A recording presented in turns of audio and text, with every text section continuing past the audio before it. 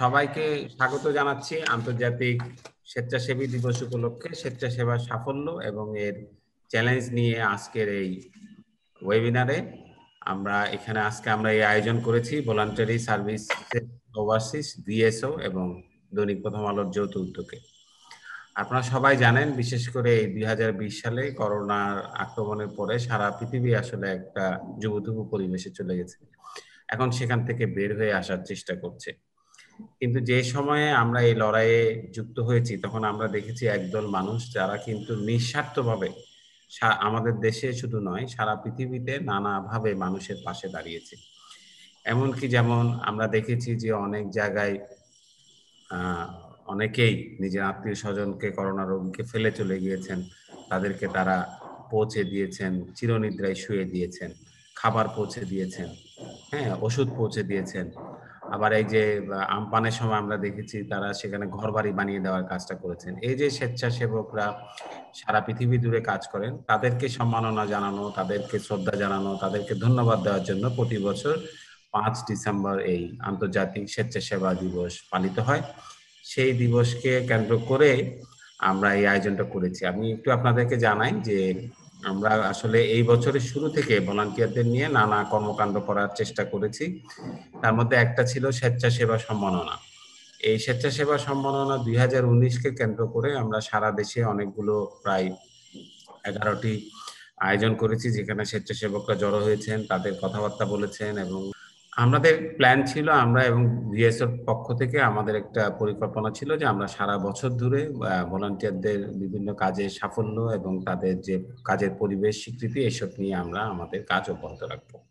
এবছর আমরা সেটা পারিনি, আশা করি যে আগামী বছর পারবো।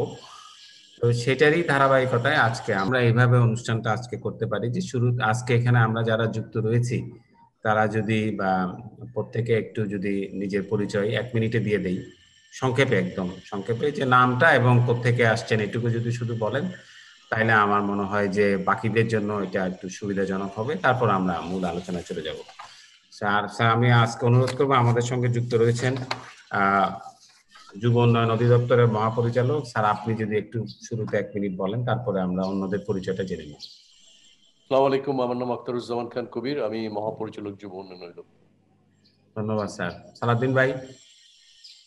আসসালামু আলাইকুম, শুভ সকাল। আমার নাম সালাউদ্দিন আহমেদ, আমি ভলান্টারি সার্ভিস ওভারসিজ ভিএসও তে কাজ করি প্রজেক্ট ইমপ্লিমেন্টেশন লিড হিসেবে, আর বর্তমানে আমি ভিএসও বাংলাদেশের ওভারঅল অপারেশনের দায়িত্বে রয়েছি। ধন্যবাদ। ধন্যবাদ। জাভেদ পারভেজ।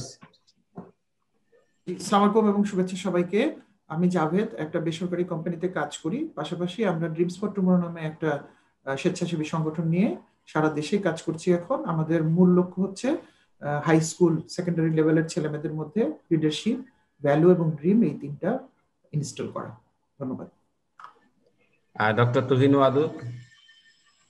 ধন্যবাদ মনির ভাই। যারা শুনছেন, আমি তুহিন ওয়াদুদ, বেগম রোকেয়া বিশ্ববিদ্যালয়ে বাংলা বিভাগে শিক্ষকতা করি। কাজ করি নদী নিয়ে, বৃক্ষ নিয়ে, পাখি নিয়ে, বলা যায় পরিবেশ নিয়েই কাজ। ধন্যবাদ। ধন্যবাদ। ওসামা বিন নূর। আসসালামু আলাইকুম, আমি ওসামা বিন নূর, কাজ করছি ইউথ অপরচুনিটিজে। আমাদের কাজের মূল বিষয় হচ্ছে তরুণদের যে সুযোগগুলো আছে সেই সুযোগগুলোর সাথে তাদেরকে সম্পৃক্ত করা, যেন তাদের দক্ষতাগুলো বৃদ্ধি করতে পারে এবং তাদের যে ইনার পটেনশিয়ালিটি আছে সেটা আনলক করতে পারে। Thank you. আমাদের বিদ্যানন্দের প্রতিনিধি কি যোগ দিয়েছেন? আচ্ছা, উনি এখনো আসেন নাই। আমরা এরপরে যাই ঈশিতা ঘোষ। সবার প্রতি আন্তরিক শুভেচ্ছা। আমি ঈশিতা ঘোষ চৌধুরী, কাজ করছি সিলেটের সামাজিক এবং স্বেচ্ছাসেবী সংগঠন ইনোভেটর নিয়ে, এবং ইনোভেটরের মূল উদ্দেশ্য হচ্ছে মুক্তিযুদ্ধ ভিত্তিক বই পড়ার মাধ্যমে মুক্তিযুদ্ধ নিয়ে তরুণ প্রজন্মকে জানান দেওয়া। ধন্যবাদ। ধন্যবাদ। নিশাত তাসনিম মোম। আসসালামু আলাইকুম, সবাইকে অনেক ধন্যবাদ।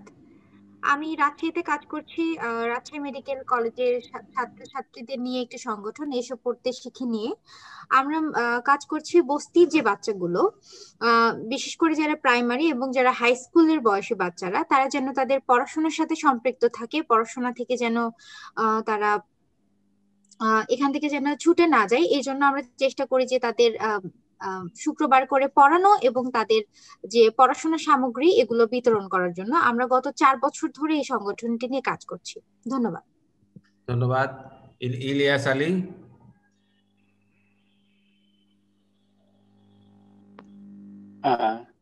আসসালামু আলাইকুম, আমি ইলিয়াস। আমি মহিদেব যুব সমাজ কল্যাণ সমিতি MJSK রংপুরে কাজ করছি। আমরা ইউথ এমপ্লয়মেন্ট নিয়ে কাজ করি। ধন্যবাদ। ধন্যবাদ। এখানে ভিএসও থেকে অনুপ গুণ আছেন। অনুপ গুণ। আসসালামু আলাইকুম, আমি অনুপ গুণ। আমি হ্যাঁ ভিএসও তে এডুকেশন ইন ইমার্জেন্সি প্রজেক্টে প্রজেক্ট অফিসার হিসাবে আছি। জি। বাইজিৎ জুয়েল। আমি বাইজিৎ জুয়েল, আমি কাজ করি প্রথম আলোতে।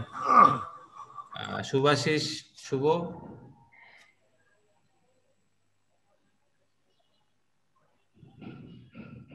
শুভ নাই?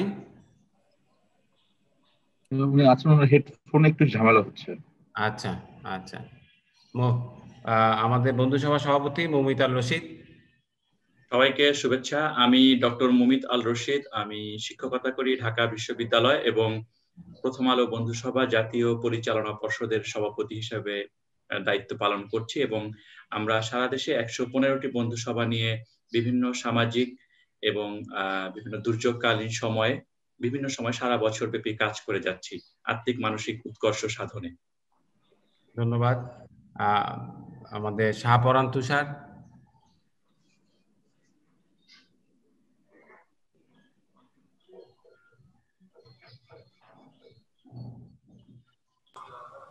সাউন্ডে কোনো সমস্যা হবে?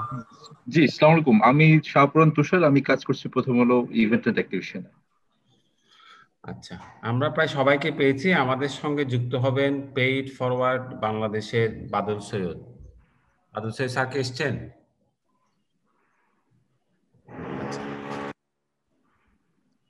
স্যার এসে যুক্ত হোক, আমরা আমাদের আলোচনা শুরু করি। আমি শুরুতে অনুরোধ করব সালাউদ্দিন আহমেদ ভাইকে আজকের আয়োজন সম্পর্কে এবং ভিএসও সম্পর্কে বলার জন্য।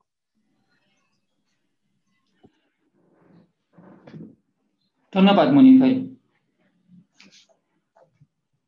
আপনারা জানেন আজকে আমাদের এই বছরের আন্তর্জাতিক স্বেচ্ছাসেবক দিবসের যে প্রতিপাদ্য টুগেদার উই ক্যান, যেটার মানে হচ্ছে যে আমরা যদি সবাই মিলে কাজ করি এবং এই সবাই মিলে কাজ করার ফলে আমরা বড় কিছু অর্জন করতে পারি এবং যে কোনো পরিস্থিতির মোকাবেলা করতে পারি। আর আমার মনে হয় যে এই বিজয়ের মাস ডিসেম্বরে এই জিনিসটা হয়তো বা আমাদের কাছে আরো বেশি মনে হয়, কারণ 1971 সালের এই মাসেই জাতির জনক বঙ্গবন্ধু শেখ মুজিবুর রহমানের নেতৃত্বে আমরা আমাদের স্বাধীনতা অর্জন করেছি এবং সবার একসাথে প্রচেষ্টা সংগ্রামের মাধ্যমে আমরা স্বাধীনতা অর্জন করেছি। আর আরেকটা চলমান উদাহরণ হচ্ছে আমাদের যে বর্তমান পরিস্থিতি, বর্তমান যে কঠিন সময়, শুধু একটা দেশে বা দুইটা দেশে না, গোটা বিশ্বে আমরা যে কঠিন সময় পার করছি, সেটা হচ্ছে যে এই করোনা ভাইরাসের মহামারী। এবং আমরা দেখেছি, যেটা মনির ভাই অলরেডি বলেছেন, যে সবাই মিলে কাজের এবং সবার প্রচেষ্টার মাধ্যমেই কিন্তু আমরা এই কঠিন সময়কে আস্তে আস্তে পার করছি বা মোকাবেলা করছি। আমরা যে এই কাজগুলো যে করি, এটা কিন্তু কেউ কাউকে জোর করে করায় না, এবং আমরা সবাই এই কাজগুলো করি মূলত স্বেচ্ছায়। সুতরাং আমরা এটাই হচ্ছে বুঝতে পারি বা দেখতে পারি যে আমরা যদি স্বেচ্ছায় কাজ করি, এই স্বেচ্ছার ফলেই, কাজ করার ফলে আমরা সবাইকে একসাথে করতে পারি এবং যার ফলে আমরা যে কোনো পরিস্থিতি মোকাবেলা করতে পারি।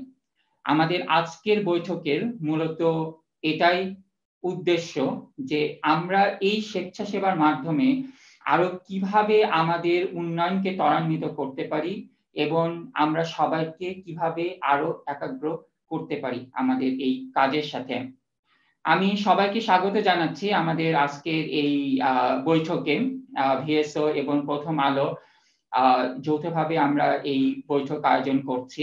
এবং মুনির ভাই যেটা বলেছেন, গোটা বছর জুড়ে আমাদের অনেক পরিকল্পনা ছিল যে এই স্বেচ্ছাসেবা নিয়ে অনেক অনুষ্ঠান বা হচ্ছে অনেক বিভিন্ন অ্যাক্টিভিটিস ইমপ্লিমেন্ট করা, কিন্তু এই কঠিন পরিস্থিতির জন্য আমরা হয়তোবা সবগুলো করে উঠতে পারিনি। কিন্তু ইনশাল্লাহ আমরা হয়তোবা আগামী বছর থেকে আরো নতুন আঙ্গিকে বিভিন্ন রকমের পরিকল্পনা, বিভিন্ন রকমের কার্যক্রম আমরা নিব। আমি আপনাদের ধন্যবাদ জানাচ্ছি আপনাদের আজকে আমাদের এই বৈঠকে অংশগ্রহণ করার জন্য। আমরা জানি বিভিন্ন সংগঠন আজকের এই বৈঠকে অংশগ্রহণ করছে। আমরা আপনাদের মূল্যবান বক্তব্য শুনবো, আপনারা কিভাবে কাজ করছেন এবং কিভাবে আপনারা আমাদের সমাজে এবং মূলত দেশের উন্নয়নে ভূমিকা রাখতেছেন, এই সমস্ত কিছু আমরা কথা শুনবো। আমি কৃতজ্ঞতা জ্ঞাপন করছি মহাপরিচালক মহোদয়, যুব উন্নয়ন অধিদপ্তর জনাব আখতারুজ্জামান খান কবিরকে তার মূল্যবান সময়ের জন্য। আমরা আসলে আমরা সবাই জানি যে স্বেচ্ছাসেবার মাধ্যমে আমাদের বিভিন্ন কঠিন সময় আমরা পার করতে পারি। এবং আমি যদি বাংলাদেশের কথাই যদি বলি, যে বাংলাদেশে কিন্তু অনেক স্বেচ্ছাসেবক এখানে সেখানে ছড়িয়ে ছিটিয়ে আছে। আমরা কিন্তু জানি না আসলে যে তাদের যে অবদান কি, আমরা কোনো কিছুই জানি না। আমরা হয়তো বা দুই একটা বা হচ্ছে কিছু কিছু জিনিস হচ্ছে দেখি, যখন তাদের কাজকে আমরা ফোকাস করতে পারি। সেই দিক থেকে আমাদের এই উদ্যোগ যে আমরা যেন আরো বেশি করে তাদের কাজের মূল্যায়ন করতে পারি, কে কোথায় কাজ করছে সেটা যেন আমরা হচ্ছে দেখতে পারি। ভিএসও বাংলাদেশে কাজ করছে 1974 সাল থেকে, এবং ভিএসও ইন্টারন্যাশনাল আন্তর্জাতিক এনজিওর মধ্যে একটা পুরাতন এনজিও যারা বাংলাদেশে অনেক দিন থেকে কাজ করছে। আমরা আমাদের যে কাজের আমরা কাজ করি শিক্ষা, আমরা কাজ করি জীবিকা এবং আমরা কাজ করি স্বাস্থ্য। এই তিনটা ক্ষেত্রে আমরা কাজ করি এবং আমরা কাজ করার চেষ্টা করি বাংলাদেশের যে গ্রাসরুট পিপল যারা আছে, যে লোকজন আছে, যে কমিউনিটি যারা আছে তাদেরকে নিয়ে কাজ করা। এবং আমাদের আরেকটা বড় ফোকাস, আমরা বাংলাদেশের তরুণদেরকে নিয়ে কাজ করার চেষ্টা করি। আমাদের বিভিন্ন প্রোগ্রামের ফলে আমরা বিভিন্ন তরুণ সংগঠন তৈরি করি, তারা যেন তাদের নিজেদের সমাজে, নিজেদের এলাকাতে যেন তারা অবদান রাখতে পারে, আমরা সেভাবে তাদেরকে বিভিন্ন কার্যক্রমে সম্পৃক্ত করার চেষ্টা করি। তো আমরা দেখেছি যে যদিও স্বেচ্ছাসেবক একটা, আমরা সবাই জানি যে এর ফলে আমাদের যে কোনো কঠিন পরিস্থিতি আমরা মোকাবেলা করতে সক্ষম, কিন্তু তারপরও বিভিন্ন চ্যালেঞ্জেস আমরা হচ্ছে দেখি যে এই কাজ করার ক্ষেত্রে বিভিন্ন রকমের প্রতিবন্ধকতা আমরা হচ্ছে ফেস করি। এবং সেটা হতে পারে যে হয়তোবা কোনো তাদের কাজের স্বীকৃতি, হয়তোবা অনেকে দেখা যায় যে অনেকে আমরা এটাও দেখেছি যে মনে করে যে ভলান্টিয়ারিজম হয়তোবা এটা খুবই চিপ একটা কাজ। কারণ আমাদের কাছে অনেকে বলে যে ও আপনারা ভলান্টারি সার্ভিস ওভারসিজ, আপনারা কি তাহলে তো খুব মানে ভলান্টিয়ার আপনারা সাপ্লাই করেন এরকম। সুতরাং আমাদের আসলে বোঝারও অনেক ভুল আছে যে সত্যিকার অর্থে এই স্বেচ্ছাসেবাটা কি, এর ফলে আমরা কি করতে পারি। তো এটা আমাদের আরেকটা উদ্দেশ্য যে আমরা সবার কাছে এই আসল পরিচিতিটাকে তুলে ধরা, যে সত্যি স্বেচ্ছাসেবাটা কি, এর ফলে আমরা কি করতে পারি। আমরা যেটা মনে করি যে এই স্বেচ্ছাসেবাটাকে যদি একটা নীতিমালার আওতায় আনা যায়, তাহলে এর ফলে আরো অনেক বেশি লোককে আমরা সম্পৃক্ত করতে পারবো, বিশেষ করে তরুণদেরকে আমরা সম্পৃক্ত করতে পারবো। সুতরাং একটা নীতিমালা আমাদের দরকার। আমি কৃতজ্ঞতা জ্ঞাপন করছি আমাদের বর্তমান সরকারকে, তারা অলরেডি এই উপলব্ধি করে এই যে ভলান্টিয়ারের যে একটা নীতিমালা তার জন্য অলরেডি তারা কাজ শুরু করেছে, এবং আমরা চাইবো যে এটা যেন আরো ত্বরান্বিত হয় এবং এই স্বেচ্ছাসেবাটাকে যেন আমরা একটা নীতিমালা বা একটা গঠন মূলক একটা পরিকল্পনার মধ্যে আনতে পারি। আমি আর বেশি কিছু বাড়াবো না। আমি জানি অলরেডি আমাদের বেশ কিছু সংগঠন এখানে পার্টিসিপেট করছে, অংশগ্রহণ করছে। তো আমরা তাদের মুখ থেকে শুনবো যে তারা কিভাবে কাজ করছে। আপনাদের আর আবারও সবাইকে স্বাগত জানাচ্ছি। আপনাদের সময়ের জন্য আপনাদেরকে ধন্যবাদ, কৃতজ্ঞতা জ্ঞাপন করছি আমাদের এই বৈঠকে অংশগ্রহণ করার জন্য। ধন্যবাদ। ধন্যবাদ সালাউদ্দিন ভাই, আপনি আমাদের আজকের আলোচনার কনটেক্সটটা তুলে ধরেছেন এবং বলেছেন যে সরকার একটি যে স্বেচ্ছাসেবা নীতিমালা তৈরির উদ্যোগ নিয়েছে সেটি খুব দরকার। আবার পাশাপাশি আমাদের সমাজে যে স্বেচ্ছাসেবার যে পারসেপশনটা সেটা নিয়েও আমাদের কাজ করা উচিত। আমি এবারে আমরা আলোচনাটা যেভাবে করতে চাই, আমি শুরুতে একটু আমাদের মহাপরিচালক মহোদয় স্যারকে বলবো একটু সংক্ষেপে উনি একটু বলবেন যে সরকার কি কি উদ্যোগগুলো নিয়েছে, কি কি কাজে, বিশেষ করে ওনার সঙ্গে প্রায় 50,000-এর বেশি যুব সংগঠন ওনার সঙ্গে কাজ করেন, ওনাদের এই বিষয়গুলো নিয়ে একটু বলবেন। তারপর আমরা সবার কথা শুনবো, কিন্তু আলোচনার মধ্যে আমরা কিন্তু প্রত্যেকেই স্যারের বক্তব্যের পর থেকে প্রত্যেকে বলার সময় অন্য কারো কোনো কথা থাকলে আপনারা যদি অনুগ্রহ করে হাত তুলেন বা বলতে চান তাইলে আমরা একটা আলোচনার মাধ্যমেই করবো আর কি, শুধু একতরফা কথা বলে যাব না। এবারে আমি অনুরোধ করি আমাদের শ্রদ্ধেয় মহাপরিচালক মহোদয় আখতারুজ্জামান কবির স্যারকে। স্যার, আপনি যদি শুরুতে একটু কিছু বলেন।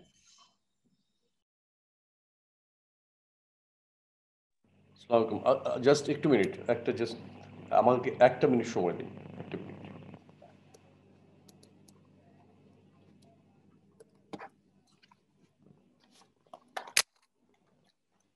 আসসালামু আলাইকুম, সকলকে শুভ সকাল।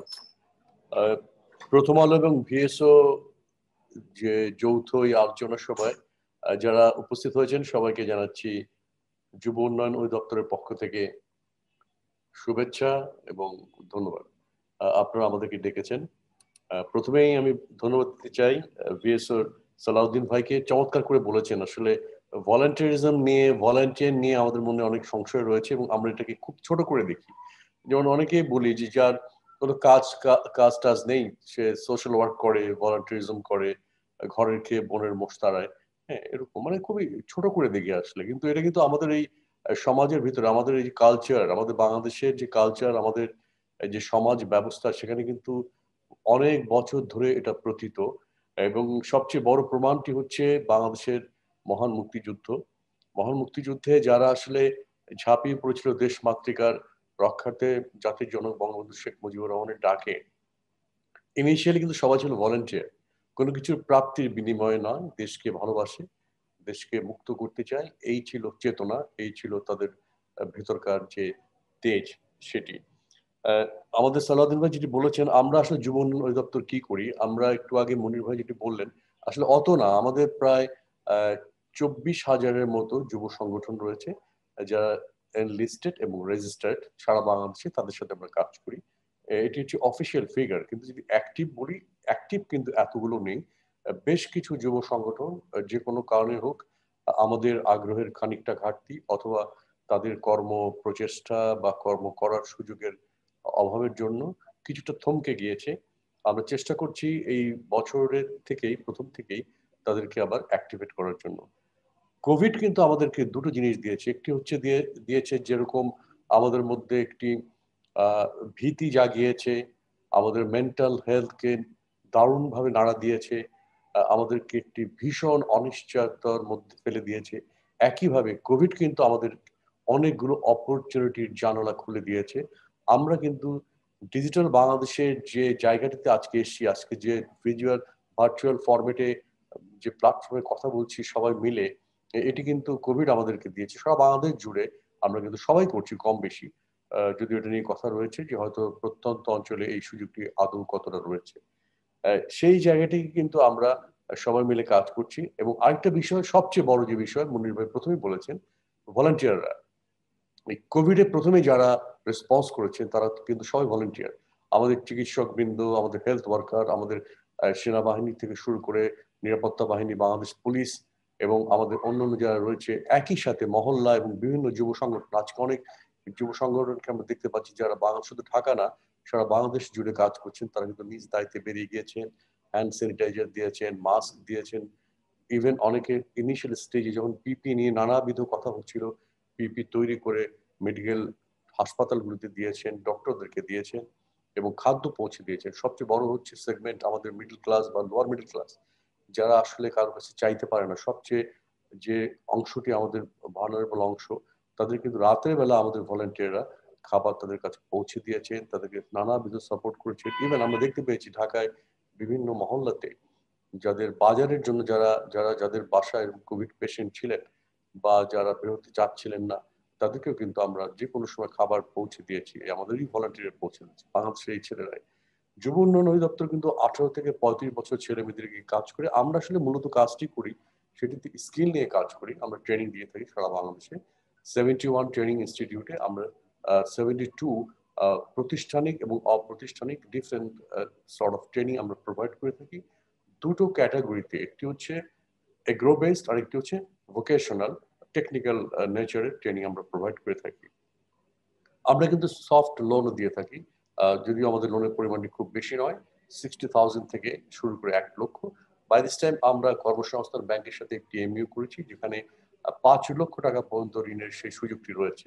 এটি কিন্তু আমাদের যারা ট্রেনিং নিয়ে থাকেন, সে আমাদের সার্টিফিকেট এবং তাদের প্রজেক্টের উপরে এভালুয়েশন করে প্রজেক্টটিকে যাচাই বাছাই করে কর্মসংস্থান ব্যাংক এই লোনটি দিয়ে থাকে। এই মুজিব বর্ষে এই বছরে 1 লক্ষ এবং আগামী বছরে আরেক লক্ষ, মানে 2 লক্ষ, 2 বছরে 20 এবং 21-এ 2 লক্ষ প্রশিক্ষিত যুবদেরকে, মানে যুব ছেলে এবং মেয়ে বোথ, তাদেরকে এই ঋণটি দেওয়া হবে। আমি শর্ট করছি, তারপরে আমি আবার আসবো শুনে। আসলে মনির ভাই আপনি ঠিকই বলেছেন যে আমরা ভলান্টিয়ারিজম যারা কাজ করি, আমরাও কাজ করি যুব উন্নয়ন দপ্তর, আমরা 3টি বিষয়ে চ্যালেঞ্জ ফেস করি। একটি হচ্ছে সম্ভাবনা, এই যে সম্মাননার কথাটি বললেন, তাদেরকে রিকগনিশন, এটি কিন্তু শুধু ওয়ান টাইম না, এই আমাদের ইন্টারন্যাশনাল ভলান্টিয়ার ডে এলো বা জাতীয় যুব দিবস এলো বা বিভিন্ন দু একটি সময় এলো, শুধু সেই সময়কে লক্ষ্য করে যদি আমরা তাদেরকে রিকগনিশনটা দেই, রিকগনাইজ করি, এটি আমরা মনে করি যুব উন্নয়ন অধিদপ্তর থেকে যথেষ্ট নয়। সারা বছর জুড়ে বিভিন্ন কর্মকাণ্ডের এই সমন্বয়টি নিশ্চিত করা উচিত। দ্বিতীয়ত যে কথাটি হচ্ছে রিটেনশন, এটি একটার সাথে একটা পরিপূরক। যদি তাদেরকে আমরা রিকগনাইজ করি, অ্যাকনলেজ করি, তাহলে কিন্তু তাদেরকে রিটেইন করা যাবে। অনেকেই বলে থাকেন, ডিফারেন্ট স্কুল অফ থট রয়েছে, যে ভলান্টিয়ার কি সারা জীবনই ভলান্টিয়ারিজম করবে, ভলান্টিয়ার থাকবে, নাকি তার অন্য কোনো কাজ আছে, সে পেশাগত জীবনে চলে যাবে। আমরা বিশ্বাস করি পেশাগত জীবন এবং ভলান্টিয়ারিজমের মধ্যে কোনো সাংঘর্ষিক বিষয় নেই। আমি একজন প্রফেশনাল, আমি একজন ব্যবসায়ী, আমি একজন শিক্ষাবিদ, আমি কিন্তু আমার প্রফেশনের পাশাপাশি ভলান্টিয়ারিজম করতে পারি। এতে কোনো বাধা নেই, কোনো সাংঘর্ষিক নেই, বরঞ্চ আরো উৎকর্ষতা সাধন হয়। আমার যে প্রফেশনালিজম, সেটা যদি আমি অ্যাড করতে পারি আমার সার্ভিসে, সেটা কিন্তু আরো অনেক ভালো হয়। আরেকটি বিষয় হচ্ছে ট্রেনিং। আমরা দেখে থাকি যে আমরা ভলান্টিয়ার নিয়ে কাজ করি, কিন্তু কিছু কিছু ভলান্টিয়ার অ্যাক্টিভিটিস রয়েছে যার জন্য বিশেষায়িত প্রশিক্ষণের প্রয়োজন। আমাদের মনে হয় আমরা যারা কাজ করি, আমরা যদি সেইগুলোকে একটু ভাগ করে যে আমরা আসলে কোন জায়গাতে বেশি ফোকাস দিব, সেই জায়গার জন্য যদি একটু বিশেষ ধরনের ট্রেনিং আমরা আমাদের ভলান্টিয়ারকে প্রোভাইড করি, তাহলে কিন্তু তারা স্কিলফুল হবে, তাদের কনফিডেন্ট লেভেলটা বাড়বে, তাহলে কিন্তু সেই সার্ভিসটি আরো কিউরেট হবে, ফোকাস হবে এবং তার একটা ইম্প্যাক্ট হবে ভেরি মাচ পজিটিভ এবং স্ট্রং। আরেকটা বিষয় হচ্ছে অনেক সংগঠন রয়েছে যারা আসলে কাজ করতে চায় কিন্তু ফান্ডিং এর কারণে করতে পারে না। আমার মনে হয় সেই অ্যাক্সেস টু ফাইন্যান্স বা যেটাকে বলি আমরা ফান্ড মোবিলাইজেশন তারাই করবে। আমরা যারা রয়েছি, যারা সবাই মিলে কাজ করি, বিএসসি থেকে শুরু করে অন্যান্য যারা কাজ করছি, যদি তাদেরকে একটু আমরা গাইড করতে পারি যে কিভাবে একটা প্রজেক্ট ডেভেলপ করতে হয়, কিভাবে ফান্ডিং এর জন্য অ্যাপ্রোচ করতে হয়, তাহলে মনে হয় তাদের কিন্তু একটু স্ট্রেংথ বা তাদের যে ক্যাপাসিটি সেটি বাড়ে। অ্যাডমিনিস্ট্রেটিভ সাপোর্ট আমরা দিয়ে থাকি যুব উন্নয়ন অধিদপ্তর। যারাই আমাদের সাথে রেজিস্ট্রেশন করে থাকেন বা এনলিস্টেড করে থাকেন, তাদেরকে আমরা different sort of administrative support দিই। আমাদের লোন ফ্যাসিলিটিস, ট্রেনিং থেকে শুরু করে গভর্নমেন্টের ন্যাশনাল যে সমস্ত প্রোগ্রাম রয়েছে, সেগুলোকে কিন্তু তাদেরকে আমরা ইনভাইট করি, ইনভলভ করি এবং তাদেরকে সামনের দিকে নিয়ে যাই। এবং গভর্নমেন্টের যে সমস্ত পলিসি গাইডলাইন রয়েছে, ভলান্টিয়ার চাইলে কিন্তু সেই পলিসি গাইডলাইনের আলোকে অনেক কাজ করতে পারে, সেখানে কিন্তু কোনো বাধা নেই, বরং সেটা তাদেরকে আরো স্ট্রেংথেনিং করে। আজকে যে কাজটি আমরা করছি, ফ্যান্টাস্টিক কাজ। এটি হচ্ছে নেটওয়ার্কিং বা কোলাবোরেশন যে কাজটি আমরা করছি। এসডিজির কথা আমরা সবাই বলি, আমরা বলি যে আমাদের যে 2030-এর মধ্যে এসডিজির লক্ষ্যগুলো অর্জন করতে হবে। এই জন্য সবচেয়ে বড় প্রয়োজন হচ্ছে সরকারের বাইরে যারা রয়েছে, বেসরকারি, একাডেমিয়া এবং সিভিল সোসাইটি, সবাই মিলে যদি আমরা একসাথে এক প্ল্যাটফর্মে কাজ করতে পারি এবং যে কাজটি করছি সেটি নয়, যে কাজটি করছি না অন্যরা যদি সবাই মিলে সেই কাজটি করি, মানে ডুপ্লিকেশন না হয়, আমাদের রিসোর্সকে নষ্ট না করি, মানে অপটিমাম ইউটিলাইজ করি, তাহলে মনে হয় আমরা আমাদের সেই টার্গেটটি অ্যাচিভ করা আমাদের পক্ষে সম্ভব হবে। এবং সালাউদ্দিন ভাই বলেছেন যে ভেরি রিসেন্টলি এলজিআরডি মিনিস্ট্রি থেকে মাননীয় এলজিআরডি মিনিস্টার ওনার পার্সোনাল ইনিশিয়েটিভ নিয়ে উনি ন্যাশনাল ভলান্টিয়ার পলিসি নিয়ে একটি কাজ করছেন, আমাদেরকে দায়িত্ব দিয়েছেন। LGRD ministry lead ministry, youth and sports ministry co lead ministry, সেখানে যুব উন্নয়ন দপ্তরের ডিজি কে তারা কো কনভেনার করেছেন এই পলিসি পেপারটা ডেভেলপ করার জন্য। আমরা অলমোস্ট ফাইনাল স্টেজে গিয়েছি, এরপরে কনসালটেশন হবে, সবার সাথে আমরা সেই পেপারটা নিয়ে আলাপ করবো, সিরিজ অফ কনসালটেশন। দেন গভর্নমেন্টের যে সমস্ত প্রসিডিওর রয়েছে সেগুলো আমরা এক্সস্টেড করে ন্যাশনাল ভলান্টিয়ার পলিসি আমরা সেটি এনশিওর করবো ইনশাআল্লাহ। আর দুটি কথা বলে শেষ করছি। আপনারা জানেন যে 2017 সালে ন্যাশনাল ইউথ পলিসি করা হয়েছে। ন্যাশনাল ইউথ পলিসি একটি চমৎকার ডকুমেন্ট, এখানে যেগুলো রয়েছে কোনো কিছু বাদ নেই, আসলে সবকিছুই রয়েছে ন্যাশনাল ইউথ পলিসিতে। এমন কোনো কাজ নেই যেগুলো আসলে ইউথরা করতে পারবে না। কিন্তু আমি মনে করি এটাকে যদি ফোকাস করে বাই দিস টাইম আমরা ইউএনএফপি এর সাথে একটি এটার অ্যাকশন প্ল্যান করেছি, এখনো টাইম বাউন্ড করা হয়নি, কস্টিং নিয়ে কাজ চলছে। কস্টিং এবং টাইম বাউন্ড করার পরেই কিন্তু এটা নিয়ে আমরা কাজ করতে পারবো। এবং সর্বশেষ আপাতত যেটি সর্বশেষ সেটি হচ্ছে ন্যাশনাল ইউথ কাউন্সিল। এটি ইউথদের দীর্ঘদিন অনেক অনেক বছরের একটি চাহিদা যে অন্যান্য দেশের মতো বাংলাদেশে একটি ন্যাশনাল ইউথ কাউন্সিল থাকা প্রয়োজন। এটা নিয়ে অলরেডি পলিসি লেভেলে অ্যাপ্রুভাল পাওয়া গিয়েছে, আমাদের মিনিস্ট্রি সেটা নিয়ে অলমোস্ট ফাইনাল পর্যায়ে গিয়েছে। একটা দুটো হয়তো সবাই মিলে কনসালটেশন মিটিং করে ন্যাশনাল ইউথ কাউন্সিল করা হবে, যেখান থেকে আসলে প্রপার রিপ্রেজেন্টেশনটা আসবে ইউথরা। আমি তো ইউথ না, যারা ইউথ, যারা উপজেলাতে কাজ করে, জেলায় কাজ করে, ডিভিশনে কাজ করে, তারাই কিন্তু এই গভর্নমেন্টের পলিসিতে ইনপুট দিবে। কিভাবে ইউথ ফ্রেন্ডলি পলিসি হওয়া উচিত সেটি সরকারকে তারা গাইড করবে। আমি এটুকু বলে আপাতত থামছি, আমি সবারটা শুনবো এবং আবারও ফিরে আসবো। সকলকে অসংখ্য ধন্যবাদ। ধন্যবাদ কবি স্যার আপনাকে। আপনি কয়েকটা বিষয় তুলে ধরেছেন। আমার ধারণা কিছু কিছু বিষয় হয়তো আমাদের সবাই হয়তো জানিও না আমরা, বিশেষ করে পলিসিটা যে শেষ পর্যায়ে আছে। এছাড়া এই যে ইউথ কাউন্সিলের কথা আমি আগে শুনেছি, কিন্তু এটিও প্রায় চূড়ান্ত পর্যায়ে আছে। দুটি যদি হয়ে যায় তাহলে আমাদের তরুণ স্বেচ্ছাসেবকদের জন্য কাজটা অনেক সহজ হবে। এবার আমরা স্বেচ্ছাসেবকদের কাছে চলে যাই। প্রথমে আমি অনুরোধ করব জাভেদ পারভেজ, আপনি দীর্ঘদিন ধরে কাজ করছেন ভলান্টিয়ার হিসাবে এবং ভলান্টিয়ার মোবিলাইজেশনে। আপনার কাছে আমরা জানতে চাইবো, একটা সাধারণভাবে জানতে চাইবো যে ড্রিমস ফর টুমরো কি করে, সংক্ষেপে তখন বলছিলেন। তারপরে একটু জানতে চাইবো যে আপনি কাজ করতে গিয়ে বেসিক্যালি কোন জায়গায় সবচেয়ে বেশি চ্যালেঞ্জ বোধ করেন, সেই জায়গাটা আমরা একটু শুনতে চাই। ওকে, ধন্যবাদ মনির ভাই এবং ডিজি স্যার এবং সালাউদ্দিন ভাই এবং অন্য সবাই যারা শুনছেন। সো আমি শুরুতে একটু বলছিলাম যে ড্রিমস ফর টুমরো আসলে একটা আমরা সহায়ক শিক্ষা ব্যবস্থার মতো বলার চেষ্টা করছি এবং আমরা কাজ শুরু করেছি 2009 সালে রংপুরের হারাগাছ নামের একটা গ্রামে কাজ শুরু করেছি।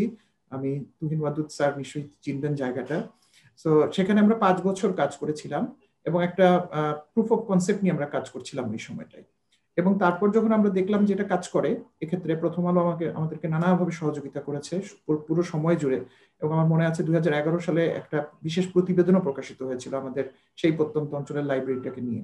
সো আমাদের যেটা হাইপোথিসিস ছিল মনির ভাই, সেটা হচ্ছে যে আমাদের যে প্রথাগত শিক্ষা ব্যবস্থা চলছে সেখানে সরকার একটা বিরাট কাজ করে ফেলেছে ওভার দ্য ইয়ার্স।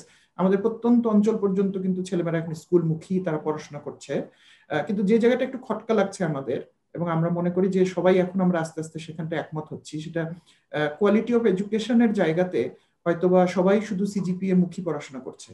কাজেই জীবনের যে অন্যান্য ভ্যালুজ গুলো যে আছে, জীবন মানেই তো আসলে পাশ করা এবং চাকরি করা এবং ব্যবসা করা না, জীবন মানে একটা পরিপূর্ণ ব্যবস্থা, সেই জায়গাটাতে হয়তো একটা ঘাটতি পড়ে যাচ্ছে। তাহলে আজকে থেকে 50 বছর আগে হয়তো কেমন হতো, সে সময় আমরা এমন শিক্ষক পেতাম, এমন অভিভাবক পেতাম, এমন সামাজিক জায়গায় পেতাম যে অটোমেটিক এই শিক্ষাগুলো আমরা পেয়ে যেতাম হয়তোবা। সেটা বর্তমান সময়ে নানা কারণে মানুষের ব্যস্ততা এবং অন্য কারণে হয়তোবা হয়ে উঠছে না। ফলে আমরা একটা বিকলাঙ্গ সমাজের দিকে এগুচ্ছি, সেটা সমাজের দিকে তাকালেই বোঝা যায়। সো আমরা ওই প্রথম থেকে শুরু করেছিলাম যে আমরা ছেলেমেয়েদেরকে তারা স্কুলে পড়ুক, আমাদের কোনো অসুবিধা নেই, আমরা সেটা এনকারেজ করি। এবং আমরা মনে করি হাই স্কুলে ছেলেমেয়েদের হাতে যথেষ্ট সময় থাকে, 6 থেকে অ্যাটলিস্ট 9 বা 10 পর্যন্ত। তারা ওই বাকি সময়টাতে আমরা তাদেরকে লিডারশিপের চর্চা করাবো, নেতৃত্বের চর্চা, এবং নেতৃত্ব মানে জ্বালিয়ে দাও পুড়িয়ে দাও না, নেতৃত্ব মানে সে তার নিজেকে কিভাবে তৈরি করবে, কিভাবে প্রায়োরিটাইজ করবে, নিজে সিদ্ধান্ত নেবে, ইত্যাদি ইত্যাদি। আরেকটা হচ্ছে তার স্বপ্নটাকে বড় করার চেষ্টা করা। এবং তার ভিতরে মূল্যবোধটাকে তৈরি করা। এবং এই তিনটা কাজ করতে গিয়ে আমরা যে জায়গাটা খুব জোর দিয়েছিলাম যে এটা আমরা তাদের অভ্যাসে পরিণত করতে চাই, কারণ অনেক সময় থিওরিটিক্যাল জিনিস হয়তো তারা নাও বুঝতে পারে। এই কাজটাই আসলে আমরা এখন সারা দেশে করার চেষ্টা করছি। কোভিডের আগ মুহূর্তে মনির ভাই আপনি জানেন যে আমরা ওই সারা দেশে ন্যাশনাল কনভেনশন করলাম আমরা এই বছর, আপনিও গিয়েছিলেন সেই প্রোগ্রামে। তো আমরা 63টা স্কুলে সারা দেশের একদম উত্তরাঞ্চল থেকে দক্ষিণাঞ্চল পর্যন্ত সারা বাংলাদেশের 63টা স্কুলে আমরা কাজ শুরু করেছিলাম বলতে হচ্ছে, কারণ কোভিড শুরু হওয়ার পর আমাদের কাজটা বাধাগ্রস্ত হয়েছে। এর একটা বড় কারণ আপনি যেটা চ্যালেঞ্জের কথা বলেছেন সেখান থেকে আমি শুরু করব। আমাদের কাজটা কিন্তু প্রান্তিক পর্যায়ে আমাদেরকে করতে হয়। সো আমরা ঢাকায় বসে হয়তো একটা ডিজিটালি একটা কাজ করা এবং ভার্সেস প্রান্তিক পর্যায়ে আমাদের বিশ্ববিদ্যালয় পর্যায়ের ভলান্টিয়াররা গিয়ে স্কুলে এই যে নিয়মিতভাবে স্কুলের ছেলে মেয়েদেরকে পড়ানো, ওটা অভ্যাসটা তৈরি করা, তাদেরকে বিভিন্ন অ্যাসাইনমেন্ট দেওয়া, সেটা বুঝে নেওয়া, এটা আসলে খুবই কঠিন একটা কাজ। এই জায়গাটাতে আমরা জেনে বা না জেনে হাত দিয়ে ফেলেছি, সেজন্য আমাদের কাজ খুব কঠিন এবং আমাদের কাজের গতিও খুব স্লো। কোভিডে আমাদের এটা প্রায় বন্ধ হয়ে গেছে, কারণ স্কুলগুলো বন্ধ হয়ে গেছে, আমরা সবাই জানি। এটা একটা বড় কারণও আছে। এবং এই বন্ধ হয়ে যাওয়ার পর আমরা ডিজিটালি চেষ্টা করেছি, যদিও ডিজিটালিও আমরা অনেক এগিয়ে গেছি, কিন্তু আমরা যে প্রত্যন্ত অঞ্চলের ছেলেমেয়ের কথা বলছি তাদের হাতে আসলে ওই পর্যন্ত অন্তত কোভিডের শুরুর 2-3 মাসে ডিভাইস ছিল না, তারা ডিসব্যান্ড হয়ে গেছিল, তারা হয়তো এটাকে ছুটি মনে করে ফেলেছে। সো অ্যাকচুয়ালি আমরা তাদেরকে আসলে ওইভাবে কানেক্ট করতে পারিনি। সো তারপর থেকে আমরা এখন এই ফেসবুক ভিত্তিক এবং আমাদের যতটুকু ব্যক্তিগত পর্যায়ে প্রচারণা করা যায় সেভাবে আমরা চেষ্টা চালিয়ে যাচ্ছি। এবং আমরা আশা করছি যে স্কুলগুলো যখন স্বাভাবিক হবে, সরকার যখন সঠিক মনে করবেন, তখন থেকে আমরা আবার আমাদের পূর্ণ শক্তি নিয়ে আমাদের কাজে নেমে পড়ব। আর আমি খুব দ্রুত যদি দুই একটা বিষয়ের কথা বলি, চ্যালেঞ্জ বলতে আমাদের সবচেয়ে বড় চ্যালেঞ্জ হচ্ছে এই আলোচনা থেকে উঠে এসছে যে আমাদের যেহেতু সারা দেশে একটা বিরাট ভলান্টারি বাহিনী আছে, আমাদের সারা দেশে প্রায় 150-র মতো ভলান্টিয়ার এবং তারা বিভিন্ন বিশ্ববিদ্যালয় পর্যায়ের ছাত্রছাত্রী, ওদেরকে হায়ার করতে আমাদের একটু কষ্ট হয়। কারণ হচ্ছে একটু আগে আলোচনা এসেছে এটা, এখন অনেকেই বাবা মা বা অভিভাবকরা বলতে চায় যে এগুলো তুমি করার দরকার নেই। তো আমাদের দেশে ভলান্টারি কাজটাকে আসলে একটু নেতিবাচক ভাবে দেখা হয়, সেটা একটা কারণ। আরেকটা তো বললাম প্রান্তিক পর্যায়ে কাজ করাটা আসলে কঠিন, কিন্তু সেটা আমাদের করতে হবে, এর কোনো বিকল্প আমাদের নাই। আমি দুইটা জায়গায় হাইলাইট করতে চাই, সেটা হচ্ছে আমরা জানি ভলান্টিয়াররা অবশ্যই কেউ ভালো বলবে বা বলবে না এটা ভেবে কাজ করে না, তারপরও কোথাও থেকে যখন কোনো স্বীকৃতি পাওয়া যায়, কেউ ডাকে কথা বলে, তখন কিন্তু এটা আমাদের জন্য একটা সাহস। এই যে আজকে আমরা এখানে এসেছি, আমাদের টিমকে কিন্তু আমরা জানিয়েছি যে প্রথম আলো এবং ভিএস আমাদের ডেকেছে, সো এটা ইনডাইরেক্টলি তাদেরকে একটা সাহস দেয়। সো আমরা চাই এই ধরনের প্রতিষ্ঠান বা প্রাতিষ্ঠানিক দিকটা থাকুক, যাতে আমরা আপনাদের ব্লেসিং পাই, সব জনের সহযোগিতা পাই। আর বিশেষ করে আমি ডিজি স্যারের কথা থেকে একটা জিনিস আমার মাথায় এসছে, ওটা আমি একটু বলতে চাই। যেমন আমরা যখন স্কুলগুলোতে যাই, মনির ভাই কথা বলি, তখন কিন্তু আমাদের কোনো আইডেন্টিটি নাই। সো যদিও আমাদের স্থানীয় পর্যায়ের প্রশাসন এখন অনেক স্মার্ট, আমরা যে টিএনওদের সাথে কথা বলি ওনারাও কিন্তু অনেক ভিশনারি এখন, আমি 10 বছর আগের সাথে কম্পেয়ার করছি। তো আমাদের অসুবিধা কম হয়, তারপরেও যদি আমরা সরকারেরই আরেকটা প্রতিষ্ঠান, মেবি যুব উন্নয়ন অধিদপ্তর বা এই জায়গাগুলো থেকে যদি আমরা কোনো ধরনের এন্ডোর্সমেন্ট পাই, সেক্ষেত্রে আমাদের ওই লোকাল জায়গাতে একটা ম্যানেজিং কমিটিকে কিংবা স্যারদের সঙ্গে কথা বলার ক্ষেত্রে আমাদের গ্রহণযোগ্যতাটাকে অনেক বাড়িয়ে দিবে। সো আমি অনেক কথা বলে ফেলেছি, সার্বিকভাবে অল্প সময় কথা বলা অনেক কঠিন, তারপরও বিজয়ের মাস, আপনাদের সবাইকে শুভেচ্ছা জানালাম। আপনারা একসঙ্গে কাজ করব আমরা, এবং আমরা পরস্পরের কাছ থেকে শিখবো। আপনাদের সবাইকে অনেক ধন্যবাদ।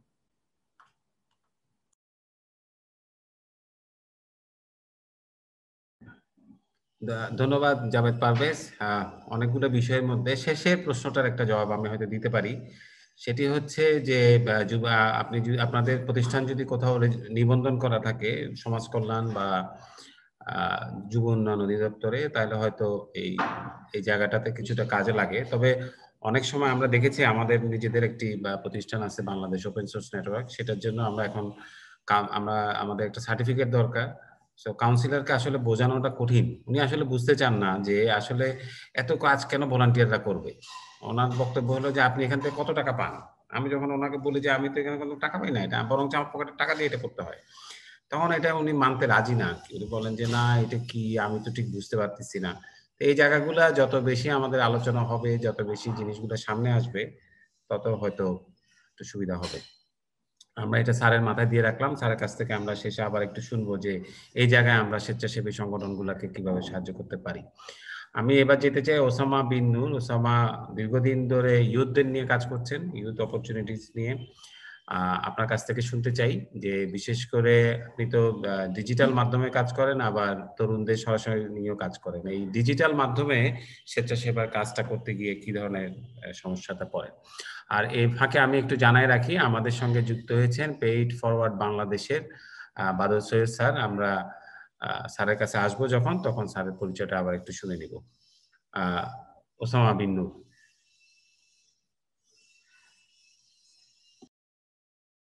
মুনির ভাই, ওসামা মনে হয় বিচ্ছিন্ন হয়ে গেছে। ভাই ওসামা যুক্ত নাই মনে হয় আমাদের সঙ্গে এখন। আচ্ছা ঠিক আছে, আমরা ওসামার কাছে আবার ফিরবো। ওসামা ট্রাভেলিং এ আছে, সে বললো যে সে হয়তো আবার, তুমি একটু কথা বলে নাও।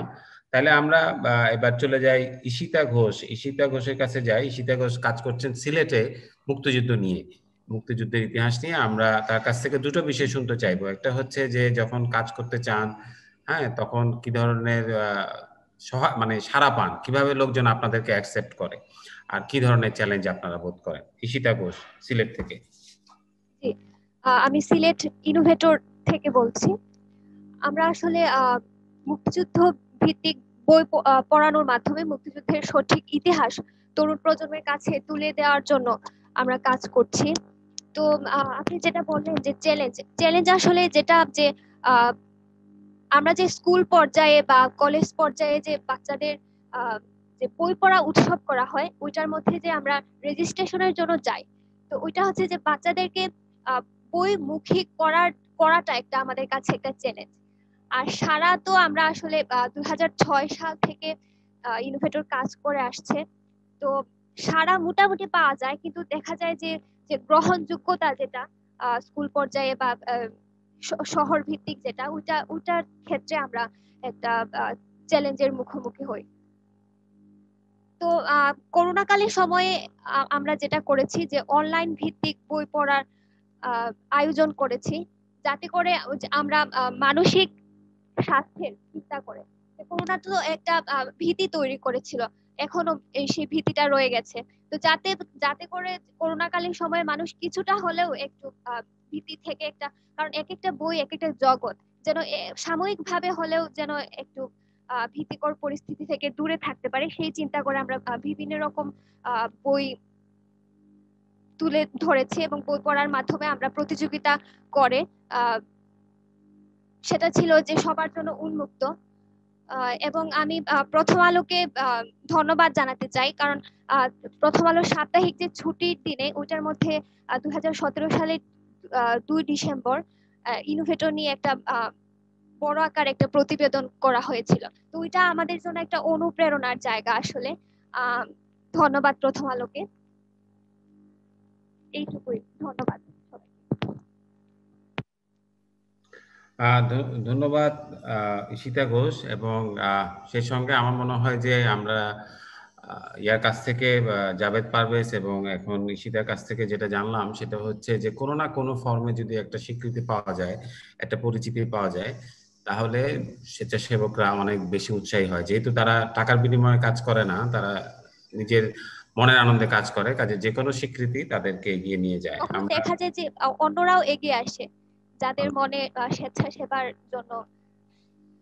হ্যাঁ, অনেক অনেক ধন্যবাদ। আমরা একটু শিক্ষা থেকে একটু এবার পরিবেশে যেতে চাই। পরিবেশে তুহিন ওয়াদুদ, তুহিন ভাই, আপনার কাছ থেকে আমাদের দুটো বিষয় জানার। একটা বিষয় খুব জানার, সেটা হচ্ছে আপনি যে এই আপনাদের ক্যাম্পাসে যে 35,000 গাছ যে লাগালেন, এই দক্ষযজ্ঞটা যদি একটু বলেন যে কিভাবে এই এত গাছ লাগানোর কাজটা আপনারা করতে পেরেছেন, এক। আর 2 নম্বর হচ্ছে, আপনি তো একটু বিশ্ববিদ্যালয়ের শিক্ষক হওয়ার ফলে আপনি কি একটু এই ভলান্টারি কাজে কোনো এক্সট্রা সুবিধা পেয়েছেন যেটা আমাদের তরুণরা পাচ্ছে না?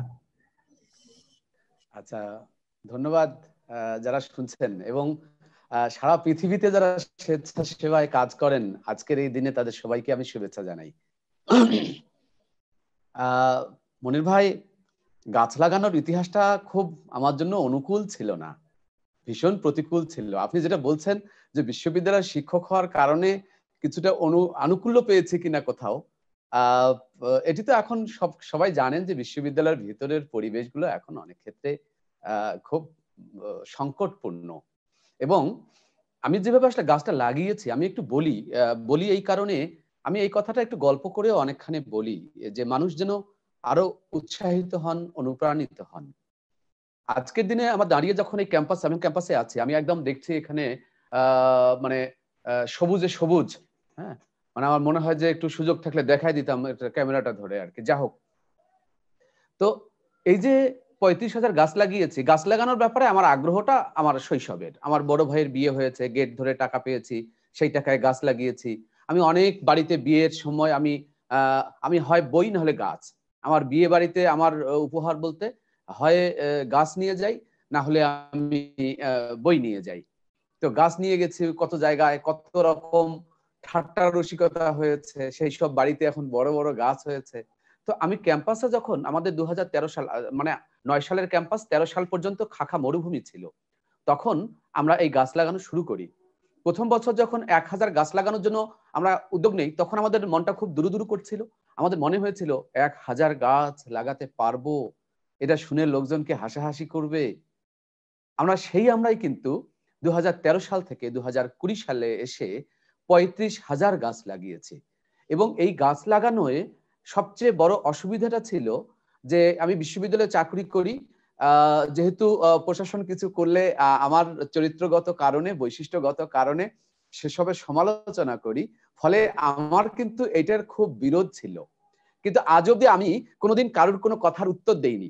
আমি চরম ধৈর্যের পরিচয় দিয়ে আমি শুধু গাছটা লাগিয়ে গেছি। এবছরও অনেকগুলো গাছ কেটেছে, নির্মম ভাবে কেটেছে। আমার ভিতরে ভিতরে ভীষণ ক্ষরণ হয়েছে। আমি এবছর গাছ লাগিয়েছি 250 প্রজাতির গাছ লাগিয়েছি আমি এবছর ক্যাম্পাসে, এবং সেখানে অনেকগুলো গাছ নষ্ট করা হয়েছে।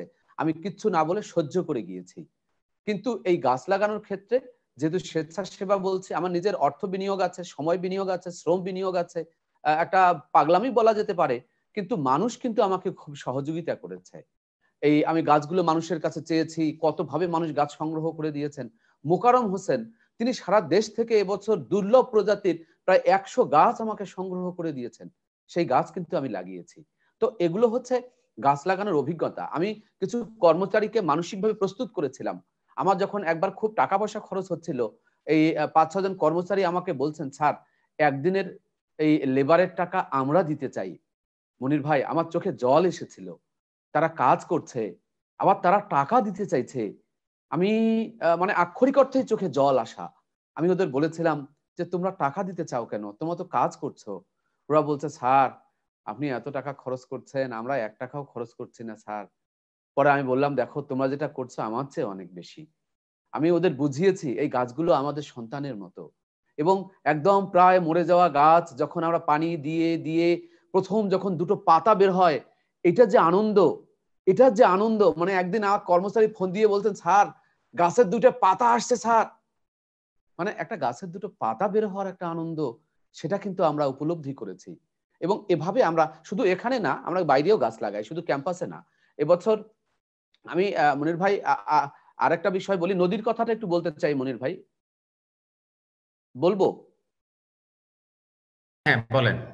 আচ্ছা, এই নদীর কাজটা আমাদের জন্য খুব চ্যালেঞ্জিং, খুব, এটা জীবন মরণ চ্যালেঞ্জিং। আমরা দেওনাই নামে একটা নদী নীলফামারীতে উদ্ধার করতে গেলাম, কমিটি করলাম। প্রথম আলো অনেক বড় সহযোগিতা করে বিভিন্ন ভাবে। আমি একটা লেখা লিখেছিলাম, দেওনাই কি জলমহাল হবে। এই লেখা লিখবার পর জাতীয় নদী রক্ষা কমিশন, আমরা তার মধ্যে একটা কমিটি করেছি। কমিশন থেকে আবার চিঠি দিয়েছে ডিসি কে এগুলো দেখার জন্য। আমাদের খুব জোরালো আন্দোলন ছিল, অনেক বাধা বিপত্তি ছিল, ফোন দেখিয়ে অনেকে ভয় দিয়েছে। আমরা কিন্তু কোনো কিছুতেই নড়িনি, কিন্তু আমরা সেই নদীতে পুরোপুরি উদ্ধার করেছি।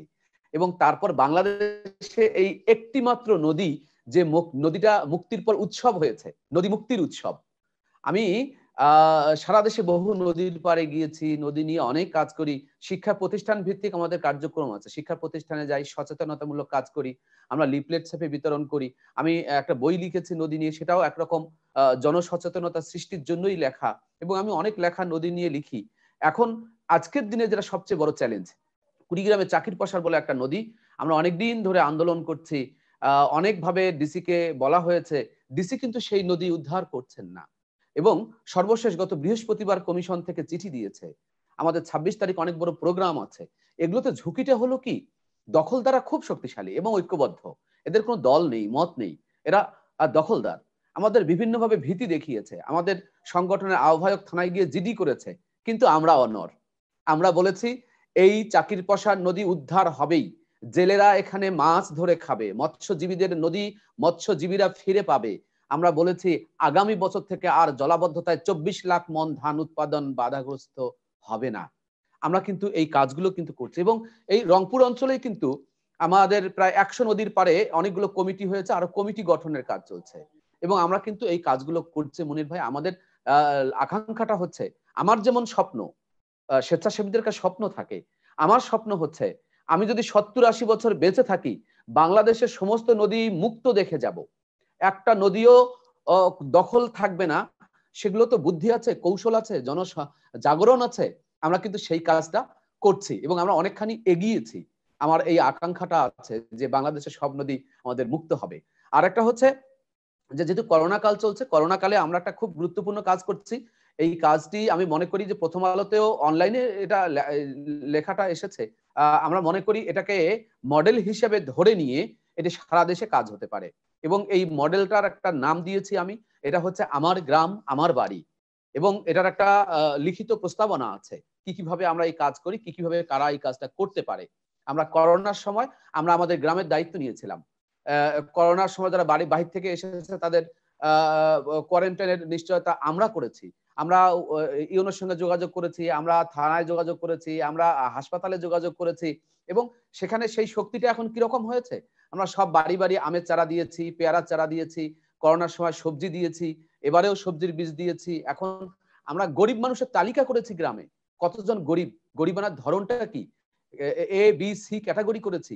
আমরা কিন্তু এখন বলছি যে এই গ্রামের দায়িত্ব এখন আমাদের, এই গ্রামের কেউ কর্মহীন থাকবে না, কেউ না খেয়ে থাকবে না।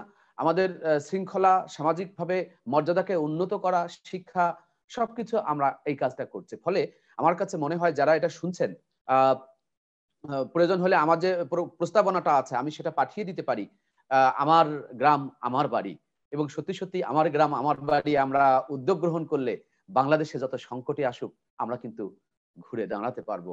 সবাইকে পাখি নিয়েও কাজ করছে মনির ভাই, শেষ করি, 1 মিনিটের মধ্যে শেষ করি। পাখি নিয়ে কাজ করছি ইদানিং, নানান জায়গায় আমরা পাখির ফাঁদ পাচ্ছি, সেগুলো ভাঙছি, সচেতনতার কাজ করছি, এবং পাখি আমাদের চারদিকে যে কত পাখি আছে আমরা খোঁজ রাখি না তাই, এবং পাখিদের জীবনটাও যে কত একটা নিজস্ব ব্যবস্থাপনায় চলে, এটা একটা আলাদা পৃথিবী। আমরা এখন এগুলো নিয়েও কাজ করছি।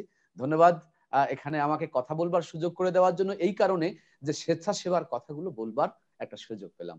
ধন্যবাদ সবাইকে। ধন্যবাদ তুহিন, আপনার কাছে হয়তো আমরা পরে আবার একটু করে শুনতে চাইবো, সেটা পরে। এখন আমি বাদল সৈয়দকে অনুরোধ করতে চাই, আপনারা কাজ করছেন শিক্ষা নিয়ে, বিশেষ করে যে সমস্ত শিক্ষার্থীরা পিছিয়ে পড়ে কোনোভাবে বা শিক্ষার খরচ জোগাতে পারে না, এছাড়া আপনাদের একটা উদ্যোগ আমরা দেখলাম, সেটি হচ্ছে যে 100 টাকা দিয়ে আপনারা ক্লাস নেন। হ্যাঁ, এই বিষয়গুলো একটু শুনতে চাই। আরেকটা জিনিস একটু আপনার কাছে শুনতে চাই, সেটি হচ্ছে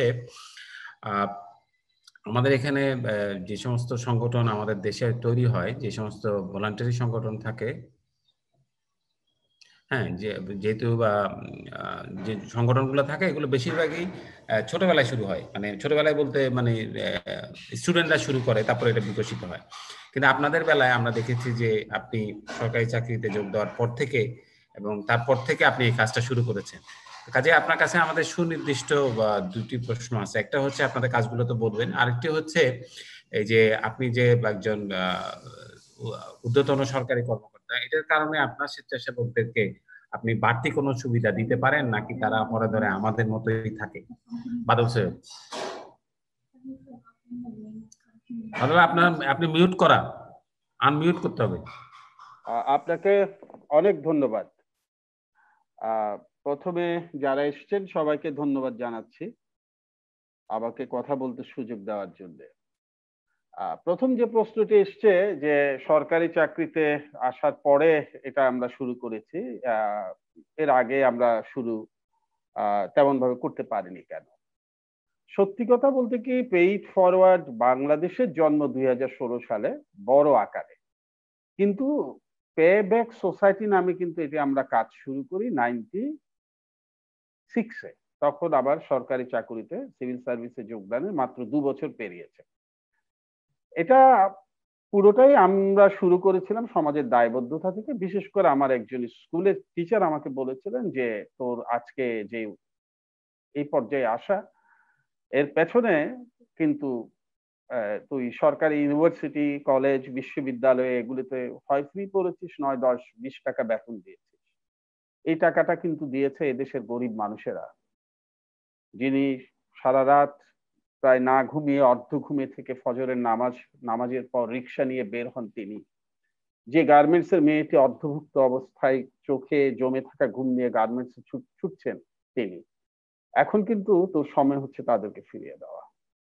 স্যারের এই কথাটাই কিন্তু আমাদের জীবনবোধ ফিরিয়ে দেয় এবং আমরা সিদ্ধান্ত নেই যে আসলেই তো আমরা আজকে যে পর্যায়ে এসেছি এগুলো কিন্তু এই সাধারণ মানুষের অবদানের কারণেই। আমার স্যার আমাকে এটাও বলেছিলেন যে এরা কিন্তু নিজের বাচ্চাকে বিশ্ববিদ্যালয়ে পড়াতে পারেনি, কিন্তু তার ট্যাক্সের টাকায় তুই পড়েছিস, অর্থাৎ সে তার বাচ্চাকে বঞ্চিত করে তোকে পড়িয়েছে, you must pay it back. সেই চিন্তা থেকে 96 সালে আমরা ছোট আকারে শুরু করি, 2016-তে গিয়ে এটাকে আমরা বড় আকার দিই, পে ইট forward Bangladesh let us spread kindness নামে। এরপরে আমরা পে ইট ফরওয়ার্ড বাংলাদেশের সাথে আরো অনেকগুলো সিস্টার কনসার্ন গড়ে তুলি। পে ইট ফরওয়ার্ড বাংলাদেশ এবং এর অঙ্গ সংগঠন আছে, যেমন একটা আছে অনেস্ট, যেখানে আমরা আমাদের বাচ্চাদেরকে প্রায় 1,18,000 বাচ্চাকে আমরা হয় বিনামূল্যে নয় অতি স্বল্প মূল্যে পণ্য, কাপড় চোপড় থেকে শুরু করে খাবার দাবার সরবরাহ করি। হ্যাঁ, সেই যে অল্প মূল্যে দেওয়া হয়, যেমন 100 টাকায় যদি কেউ একটা জিনিস কিনে, বলা হয় যে 100 টাকায় কারণ আমাদের জিনিসগুলো কিন্তু ডোনেটেড গিফট। 100 টাকার চাল তুমি কিনলে এই 100 টাকায় কিন্তু আমার এই প্রতিষ্ঠানের কিন্তু লাভ হয়ে গেছে, যেহেতু এটা আমি ফ্রি পেয়েছি, তাই এর 60 টাকা তোমার, তার মানে তুমি আমাকে 40 টাকা দেবে। এমনি 100 টাকার চাল কিন্তু বাজারে 200 টাকা, সে দিচ্ছে 100 টাকায় 200 টাকার চাল, তার মধ্যে আবার 60 টাকা তাৎক্ষণিকভাবে তাকে ক্যাশব্যাক দিয়ে আমি 40 টাকা আমরা নিয়ে সেই 40 টাকা কিন্তু আবার চ্যারিটিতে চলে যাচ্ছে। আচ্ছা, এটা পরের কথা, আমি পে ইট ফরওয়ার্ডে আসি। পে ইট ফরওয়ার্ডের 1 নম্বর বৈশিষ্ট্য হচ্ছে পে ইট ফরওয়ার্ড কোনো ডোনেশন নেয় না, কোনো ফান্ড রিসিভ করে না। আমাদের পে ইট ফরওয়ার্ডের আন্ডারে সরাসরি এই মুহূর্তে সুবিধাভোগীর সংখ্যা হচ্ছে প্রায় 41,000, দেশে এবং দেশের বিদেশে। বিদেশের বিশ্ববিদ্যালয়ে আমাদের প্রচুর ছেলে মেয়ে পড়ে, বাংলাদেশি ছেলে মেয়ে যারা এখান থেকে পাশ করে পড়তে গেছে। প্রচুর ছেলে মেয়ে আছে যারা পরবর্তী পর্যায়ে বের হয়ে চিকিৎসক হিসেবে, এই বছরে কয়েকদিন আগে রেজাল্ট দিল ফাইনাল প্রফেট, আমাদের 2টো ছেলে মেয়ে MBBS করেছে। এরকম আমাদের বেশ কিছু ছেলে মেয়ে আছে যারা প্রতিষ্ঠিত সমাজে দেশে বিদেশে পড়াশোনা করে এসছে, বিভিন্ন জায়গায় কাজ করছে, তারা কিন্তু এখন আবার পে করা শুরু করেছে। পে ইট ফরওয়ার্ড করার লক্ষ্য ছিল এটাই যে আমি তোমাকে দাঁড় করিয়ে দিব, তার বদলে এই ঋণ তোমাকে আমার শোধ করতে হবে, বাট সেটা আমাকে না, এই ঋণ তোমাকে শোধ করতে হবে তোমার মতো অবস্থা আছে এরকম আরেকজনকে খুঁজে বের করে তাকে সাহায্য করে। এইভাবে পে ইট ফরওয়ার্ড যখন 2016 সালে শুরু হয় তখন এর সদস্য সংখ্যা ছিল 8,000। এখন শুধু পে ইট ফরওয়ার্ডের সদস্য সংখ্যা হচ্ছে 41,000 এবং এর সমস্ত অঙ্গ সংগঠন মিলিয়ে সদস্য সংখ্যা হচ্ছে 2.5 লাখ। আমাদের সিস্টেমটা হচ্ছে একজন বিপন্ন শিক্ষার্থী আমাদের ফেসবুক পেজে এসে আবেদন করে, আমরা আবেদনটা অ্যাপ্রুভ করি ভেরিফাই করার পরে। সারা দেশে আমাদের ভলান্টিয়ার আছে, আমাদের ভলান্টিয়ার নিয়ে কোনো সমস্যা নেই, আমাদের প্রচুর ভলান্টিয়ার আছে। আমাদের ভলান্টিয়াররা ভেরিফাই করে যখন বলে যে না এটা একটা জেনুইন কেস, তখন সেটা আমরা অ্যাপ্রুভ করি। করার পরে কোনো ডোনার আমাদেরকে নক করেন যে আমি এই বাচ্চাটার দায়িত্ব নিতে চাই, তখন আমরা সেই বাচ্চাটা এবং সেই ডোনারের যোগাযোগ করিয়ে দেয়, তখন তারা কিন্তু তাদের নিজেদের মতো আগান, আমরা কিন্তু কোনো ক্যাশ ফান্ড নেই না। তবে আমরা সেই বাচ্চার রেকর্ড রাখি, সেই বাচ্চার পড়াশোনাটা মনিটর করি। ডোনার বা আমরা ডোনার বলি না, আমরা গার্ডিয়ান বলি, গার্ডিয়ানকে বলে আপনিও খবর রাখবেন, আমরাও খবর রাখবো সে পড়াশোনাটা ঠিক মতো করছে কিনা, এবং পড়াশোনার গোল্লায় গেলেও আমার সমস্যা নেই, সে ভালো মানুষ হচ্ছে কিনা। আমাদের প্রথম শর্ত পে ইট ফরওয়ার্ডের শর্ত কিন্তু মেধা নয়, পে ইট ফরওয়ার্ডের শর্ত হচ্ছে পড়াশোনার প্রতি আগ্রহ থাকতে হবে এবং ভালো মানুষ হতে হবে। We don't want to build successful people, we want to build good people, good soul.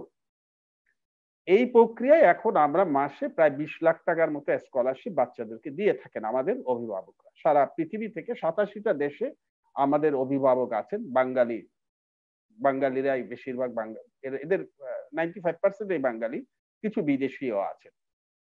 এবং এইভাবে এখন এটা বেশ জনপ্রিয়তা অর্জন করেছে। এরপরে আমরা যখন দেখলাম যে আমাদের বাচ্চারা কলেজে ফিরে আসছে, ইউনিভার্সিটিতে ফিরে আসছে, বের হয়ে তারা গার্ডিয়ানের তালিকায় নাম লেখাচ্ছে, তখন আমাদের মাথায় একটা চিন্তা এলো যে বাংলাদেশের শিক্ষা ব্যবস্থার মধ্যে একটা ব্যাপক আনইভেন ফিল্ড আছে। আনইভেন ফিল্ডটা হচ্ছে ঢাকায় যে বাচ্চাটা বড় হয়, চট্টগ্রামে যে বাচ্চাটা বড় হয়, রাজশাহীতে যে বাচ্চাটা বড় হয়, সে কিন্তু খুব ভালো কোচিং সেন্টারে যেতে পারে, ভালো শিক্ষকের সংস্পর্শ পায়, ঢাকা বিশ্ববিদ্যালয়ের সংস্পর্শ পায়, ঢাকা কলেজের সংস্পর্শ পায়, কিন্তু লঙ্গ গদুতে আমার যে কন্যাটি আছে, আমার যে ছেলেটি আছে, সে এদের কাছে যেতে পারে না। সে এই সমস্ত শিক্ষকের জ্ঞানের আলোর স্পর্শ পায় না, কিন্তু এটা তাদের অধিকার।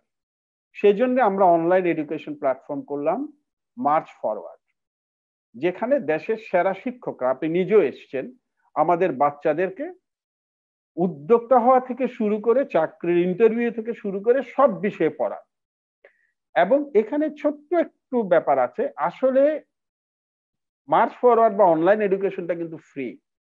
100 টাকা একটা ফি এর ব্যবস্থা আছে শুধুমাত্র ইচ্ছুক সদস্যদের কাছ থেকে, যারা যে বাচ্চারা মনে করবে যে আমি 100 টাকা আমি ফ্রি নিব না, সেখানে অন্যরা যে কোর্সটা 10,000 টাকায় করাচ্ছেন সেখানে আমরা 100 টাকা দিচ্ছি, তাও ইচ্ছুক। এবং আমি শুধু গতকালকের পরিসংখ্যান দেই, গতকালকে আমাদের নতুন এন্ট্রান্ট ছিল 300 জন, শুধু গতকালকে।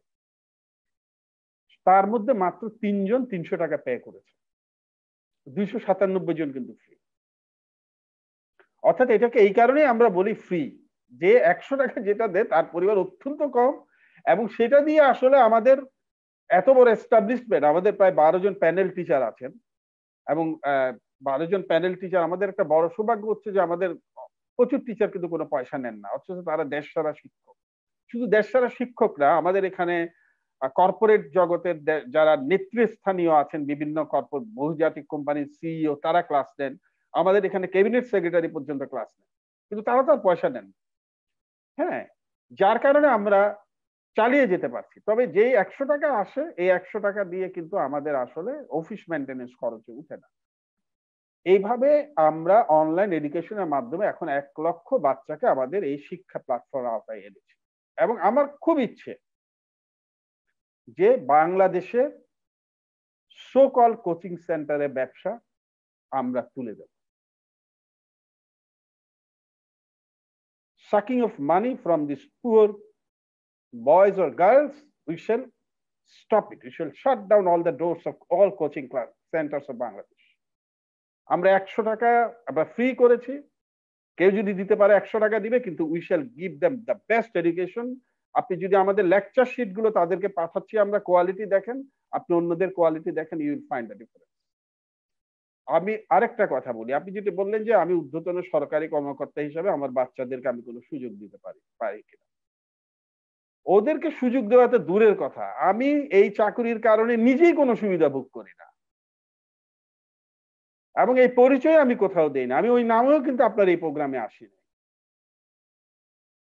এবং স্পষ্টত বলা আছে যে কোনো ধরনের, আমাদের এখানে শুধু আমি না, সরকারের আরো অনেক ঊর্ধ্বতন কর্মকর্তা এই পেইড ফরওয়ার্ডের সাথে জড়িত, কেউ তাদের অফিসিয়াল ক্যাপাসিটি এইসব কাজে বিল্ড আপ, এই চ্যারিটি গুলো বিল্ড আপ করার কাজে ব্যবহার করেন না। একটা ফোনও কোনো কনসার্ন মাঠ পর্যায়ের কর্মকর্তাকে করা হয় না। যা করার বলা হয় যে আমরা আমাদের নিজেদের চেষ্টা করব। কিন্তু মজার ব্যাপার হচ্ছে প্রচুর মাঠ পর্যায়ের কর্মকর্তা পেইড ফরওয়ার্ডের সাথে সংযুক্ত, তারা আমাদের ভলান্টিয়ার, তারা আমাদের সমর্থক, তারা আমাদের কাজটা এমনিতেই করে দেন। যেমন আমরা বাংলাদেশে, আপনি জানেন যে বিশ্ব স্বাস্থ্য সংস্থা এবং ডিজি ড্রাগ অ্যাডমিনিস্ট্রেশন অনুমতি নিয়ে সম্ভবত বাংলাদেশে প্রথমে আমরাই ফ্রি পিপিই নিয়ে বাজারে আসছিলাম, মার্কস এন্ড স্পেন্সারের কারিগরি সহায়তা নিয়ে মানুষ মানুষের জন্য ফাউন্ডেশনের সাথে কোলাবোরেশনে মার্কস স্পেন্সার আমাদেরকে কারিগরি সহায়তা দিয়েছিল। আমরা সারা বাংলাদেশে প্রায় 6 কোটি টাকার ফ্রি পিপিই বিতরণ করেছি। That was the first approved PPE by the Bangladesh government, যেটা লেভেল 3 পর্যন্ত আমরা দিয়েছি। এবং এখন সারা বাংলাদেশে আমাদের অক্সিজেন ব্যাংক চলছে, ফ্রি অক্সিজেন সাপ্লাই। যেখানেই অক্সিজেন নাই আমাদের অক্সিজেন সিলিন্ডার পৌঁছে যাচ্ছে। কিন্তু আমরা কোনো ধরনের এর জন্য কিন্তু বাইরের কোনো ফান্ড রেজ করিনি। আমাদের সমস্ত কাজ আমরা বলেছি আমরা অক্সিজেন সিলিন্ডার অমুকের কাছ থেকে নিচ্ছি, যিনি টাকা দিবেন অমুকের কাছে পাঠিয়ে দেন, অথবা আপনি কিনে আমাদেরকে দেন, আমরা অক্সিজেন সিলিন্ডার এই প্যান্ডামিকের মহা দুঃসময় কেটে গেলে আপনাকে এগুলো ফেরত দিয়ে। এই কাজগুলো আমি এই কারণে বললাম যে আপনি যেটা বললেন যে সরকারি সুবিধা নেওয়ার কোনো প্রশ্নই বা কোনো ধরনের সুযোগ, কোনো ধরনের নীতিমালার মধ্যে এটা রাখা হয় না। বলাই হয়েছে যে পেইড ফরওয়ার্ড নিয়ে যখন আপনারা কাজ করবেন তখন আপনারা আপনাদের ওই পরিচয়ের কথা বলবেন না, এবং ওই পরিচয় আমরা কোথাও যাইও না। কিছুদিন আগেও আমি প্রথম আলো আপনাদের আরেকটা প্রোগ্রামে এসেছিলাম, আমি সেখানে আপনাকে স্পষ্টত বলে দিয়েছিলাম যে এই পরিচয়টা আপনি দিবেন না। তুহিন ভাইয়ের একটা কথা আমার খুব ভালো লেগেছে, সেটা হচ্ছে গাছ। আমি তার মতো এত বড় কাজ আমরা করতে পারি নাই, কিন্তু তার সদয় অবগতির জন্য জানাচ্ছি, আমাদের এই যে স্বল্প মূল্যে বা বিনামূল্যে, যে আমরা যেটা বললাম অনেস্টলি আমরা স্বল্প মূল্যে পণ্য দিই, সেখানে কিন্তু 40% পণ্য দেওয়া হয় বিনামূল্যে, 60% দেওয়া হয় বাজার মূল্যের চেয়ে অনেক কম দামে, 60% ক্যাশব্যাক দেওয়া হয়, বাকি 40% আমার অপারেশন খরচ। কারণ আমার একটা বিশাল সাপ্লাই চেইন আছে, সারা বাংলাদেশে এটা সাপ্লাই যায়। আমাদের ভ্যান আছে, আমাদের we have fleet of vehicles, এগুলো মেনটেন করতে আমাদের খরচ যায়, আমাদের ভর্তুকি দিতে হয়।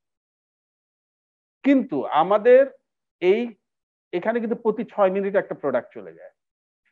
এই কথাটা আসছে এই কারণে যে আমাদের প্রতিটি 1,18,000 যারা আমাদের এখানের ভোক্তা আছেন তাদেরকে কিন্তু প্রতিটি পারচেজের সাথে আমরা একটা এক্সট্রা স্যাচেট বীজ দেই এবং বলি যে আপনার প্রতি আমাদের অনুরোধ এই বীজগুলো আপনি রোপণ করুন। এই প্রোগ্রামটার নাম আমরা দিয়েছি শস্য শ্যামল বাংলাদেশ। আমরা বলি যে আপনি আর কিছু না পারুন, জানালা দিয়ে এই বীজগুলো বাইরে ছুঁড়ে ফেলে দিন। এখানে 5 গ্রাম বীজ আছে, এর মধ্যে 2টো গাছ উঠলে যথেষ্ট। আপনি যদি 1 লক্ষ মানুষ যদি জানালা দিয়ে প্রতি মাসে, আমি তো 1 লক্ষকে আর একসাথে দেই না, মনে করেন যে আমি 6 মাসে 1 লক্ষ মানুষকে কভার করলাম, 6 মাসে যদি 1 লক্ষ মানুষ 5 গ্রাম করে বীজ জানালা দিয়ে ফেলেও, তাহলেও কিন্তু হাজার হাজার গাছ উঠবে। এইভাবে আসলে এগিয়ে যাচ্ছে। আবার তবে আমরা এখনো মনে করি we are at the very initial stage. আমাদের পেইড ফরওয়ার্ডে যে বাচ্চারা পড়াশোনা করছে তারা হাজার হাজার বাচ্চা, আমি খুবই সৌভাগ্যবান যে আমি এর অংশ হতে পেরেছি। কিন্তু এটা আমার একার অবদান না, এটার অবদান হচ্ছে এর পেছনে অনেক মানুষ জড়িত। আমাকে সবাই চেনেন যেহেতু তারা আড়ালে থাকতে চান, তারা দে আর সো ওয়ান্ডারফুল সোল যে তারা আমাকে সামনে ঠেলে দেন। এইভাবে বাচ্চাদেরকে আমরা ক্যাম্পাসে ফিরিয়ে আনছি, বাচ্চাদেরকে অনলাইন এডুকেশন দেওয়ার চেষ্টা করছি, যাতে একটা ছেলে লংগদু থেকে ঢাকায় এসে একবারও না ভাবে যে ও তো অনেক বড় স্যারের কাছে পড়েছে, আমি পড়িনি, আমি তো জানি না। সে যাতে ভাবতে পারে যে সেও অমুকের কাছে পড়েছে, আমিও অমুকের কাছে পড়েছি, উনি হয়তো সরাসরি পড়েছেন, আমি অনলাইনে পড়েছি। That is different. এইভাবে আমরা শিক্ষার আনইভেন ফিল্ডটা ভেঙে দিতে যাচ্ছি। আর আমরা এই বাচ্চাদের জন্য তাদের জীবনযাত্রার খরচ কমিয়ে আনার জন্য আমরা পণ্য সরবরাহ অথবা বিনামূল্যে পণ্য সরবরাহের ব্যবস্থাটা করেছি। আরেকটা জিনিস আমাদের দেশে খুবই অবহেলিত, আমার যেটা মনে হয় সেটা হচ্ছে মুরব্বীরা, সিনিয়র সিটিজেন। আমরা আবার ওল্ড হোমের ধারণায় বিশ্বাসী না, আমার খুব একটা পছন্দ না ওল্ড হোমের ধারণা। আমরা যেটা করেছি সেটা হচ্ছে আমাদের মনে হয়েছে, আমি ইভেন আমার মা বাবাকে দেখে আমার মনে হয়েছে যে একটা পর্যায়ে মধ্যবিত্ত মা বাবার ছেলেমেয়েরা ব্যস্ত হয়ে যায়, দেশের বাইরে চলে যায়, দেশে থাকে, ধনী লোকেরও, তাদের তখন সময় কাটানোর সুযোগ থাকে। ইভেন আমি যদি আমার মায়ের সাথে গল্প করি, তিনি কিন্তু সেই আনন্দটা পান না, তিনি তার বোনের সাথে আলাপ করার সময় যে আনন্দটা পান, তার বয়সী মানুষের সাথে গল্প করার সময় যে আনন্দটা পান।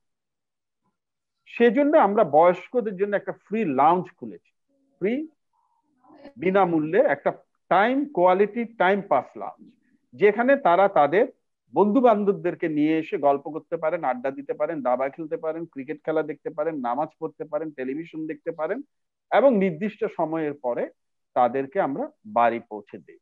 এটা হচ্ছে তাদেরকে কোয়ালিটি সময় দেওয়ার জন্য, কারণ তারা বাসায় নিঃসঙ্গ থাকেন। এই নিঃসঙ্গতা তাদের অনেক রোগের সৃষ্টি করে, বিষণ্ণতা সৃষ্টি করে। এটা শুরু হয়েছে 2000 তাও প্রায় 15-র দিকে, অনেক বছর হয়ে গেল। আর আমাদের আরেকটা বাচ্চাদের জন্য শিক্ষা নিয়ে প্রোগ্রাম আছে, সেটা হচ্ছে উন্মুক্ত লাইব্রেরি। আমাদের চট্টগ্রামে একটি বিশাল উন্মুক্ত লাইব্রেরি আছে এবং সারা বাংলাদেশে আমাদের প্রতিনিধি আছে, তাদেরকে আমরা মাসে মাসে বই পাঠাই। তারা সেগুলো তাদের আশেপাশে আগ্রহী বাচ্চাদের পড়িয়ে, পাঠকদের পড়িয়ে আবার আমাদেরকে ফেরত দেয়, আমরা আবার তাদেরকে পাঠাই। শেষ করে এভাবে আমাদের টোটাল কর্মকাণ্ড হচ্ছে without raising any single fund. যার কারণে কিছুদিন আগে একটা বিদেশি পত্রিকায় আমাদেরকে নিয়ে একটা লেখা লিখেছিল যে century old black hole of charity has vanished. সেখানে বলা হচ্ছে যে চ্যারিটির একটা বড় ব্ল্যাক হোল হচ্ছে, ডোনার জানেন না তার টাকাটা কোথায় যাচ্ছে, কে খরচ করছে, কে উপকৃত হচ্ছে, যার কাছে দিচ্ছেন উনি কত পার্সেন্টেজ রাখছেন তার অপারেশন খরচ পাবে। This was a black hole of charity. বলা হচ্ছে যে বাংলাদেশের একটা ছোট্ট organisation has vanished this black hole by twisting, by devising a very simple solution. সেটা হচ্ছে connecting the donor and the recipient directly. আমাদের ডোনার জানেন, আমাদের অভিভাবক জানেন এই টাকাটা মিস্টার এক্স এর কাছে যাচ্ছে, মিস্টার এক্স ওই ইউনিভার্সিটিতে পড়ছে, এখন এই সেমিস্টার দিচ্ছে, এই রেজাল্ট, কিংবা আমার এই টাকাটা অমুকের কাছে যাচ্ছে, সেই টাকা দিয়ে দুটো ব্লাড প্রেশার মেশিন কেনা হয়েছে, সেই ব্লাড প্রেশার মেশিনটা অমুকের কাছে গেছে। This is the uniqueness of pay it forward Bangladesh. তবে এখনো আমরা ইনিশিয়াল স্টেজে আছি। আমরা আশা করি যে আপনাদের সবার সহায়তা নিয়ে আমরা সামনের দিকে এগিয়ে যাব। এবং প্রথম আলোকে ধন্যবাদ, তারা আসলে অনেকবার আমাদের বিভিন্ন কর্মকাণ্ডকে আলোকপাত করেছেন, এগুলো নিয়ে স্টোরি করেছেন। এবং মুনির হাসান ভাইকেও ধন্যবাদ আমাকে কথা বলতে দেওয়ার সুযোগ দেওয়ার জন্য। এখানে যারা এসছেন তাদের অভিজ্ঞতা আমার চেয়ে অনেক বেশি, তাদের কাজের মান আমার চেয়ে অনেক বেশি। আমি আশা করব যে একসময় হয়তো তাদেরকে আমরাও স্পর্শ করতে পারবো। সবাইকে ধন্যবাদ। ধন্যবাদ বাদল সৈয়দ আপনাকে। আপনার কাছ থেকে আমরা জানলাম যে পে ইট ফরওয়ার্ড, মার্চ ফরওয়ার্ড এবং অন্যান্য উদ্যোগগুলো কিভাবে কাজ করছে, এবং আমরা এটাও জানলাম যে আপনারা এর সঙ্গে যুক্ত যারা অবসরপ্রাপ্ত বা সরকারি কর্মকর্তা এখন রয়েছেন, তারা এই সরকারি কাজ সুযোগটা কাজে লাগান না, এবং আপনাদের যারা কর্মী তারা নিজেরাই নানাভাবে এই উদ্যোগের সঙ্গে আছে। এবং সবচেয়ে যেটি জরুরি আপনি বলেছেন যে আপনাদের যারা অভিভাবক, আপনারা ডোনার বলছেন না, অভিভাবকরা সরাসরি তাদের যারা বেনিফিশিয়ারি তাদের সঙ্গে যুক্ত থাকতে পারেন। আপনাকে অনেক ধন্যবাদ। আমরা একটু চলে যাই নিশাত তাসনিম মৌ, সভাপতি এসব পড়তে শিখি, রাজশাহী থেকে। আমরা তার কাছ থেকে একটু শুনতে চাই তার অভিজ্ঞতা এবং তারা কি ধরনের চ্যালেঞ্জ বোধ করে, এবং আরেকটা বিষয় একটু তার কাছ থেকে শুনতে চাই, সেটি হচ্ছে তাদের স্বেচ্ছাসেবকদেরকে তৈরি করার ক্ষেত্রে, তাদের স্বেচ্ছাসেবকদের মান উন্নয়নের ক্ষেত্রে তাদের কোনো প্রস্তাব আছে কিনা। নিশাত তাসনিম মৌ।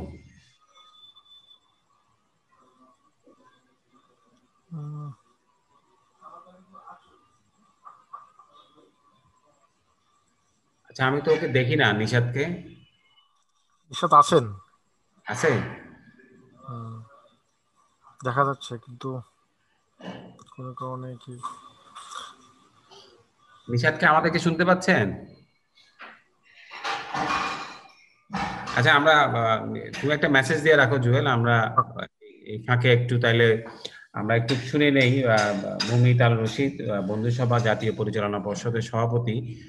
ডক্টর মুমিত, আপনার কাছ থেকে আমাদের সহজ প্রশ্ন, যে সারা দেশে সংগঠন, আপনার তো 114টা কমিটি আছে, এবং সারা দেশে সংগঠন চালাতে গিয়ে আপনি কি ধরনের সমস্যা করেন?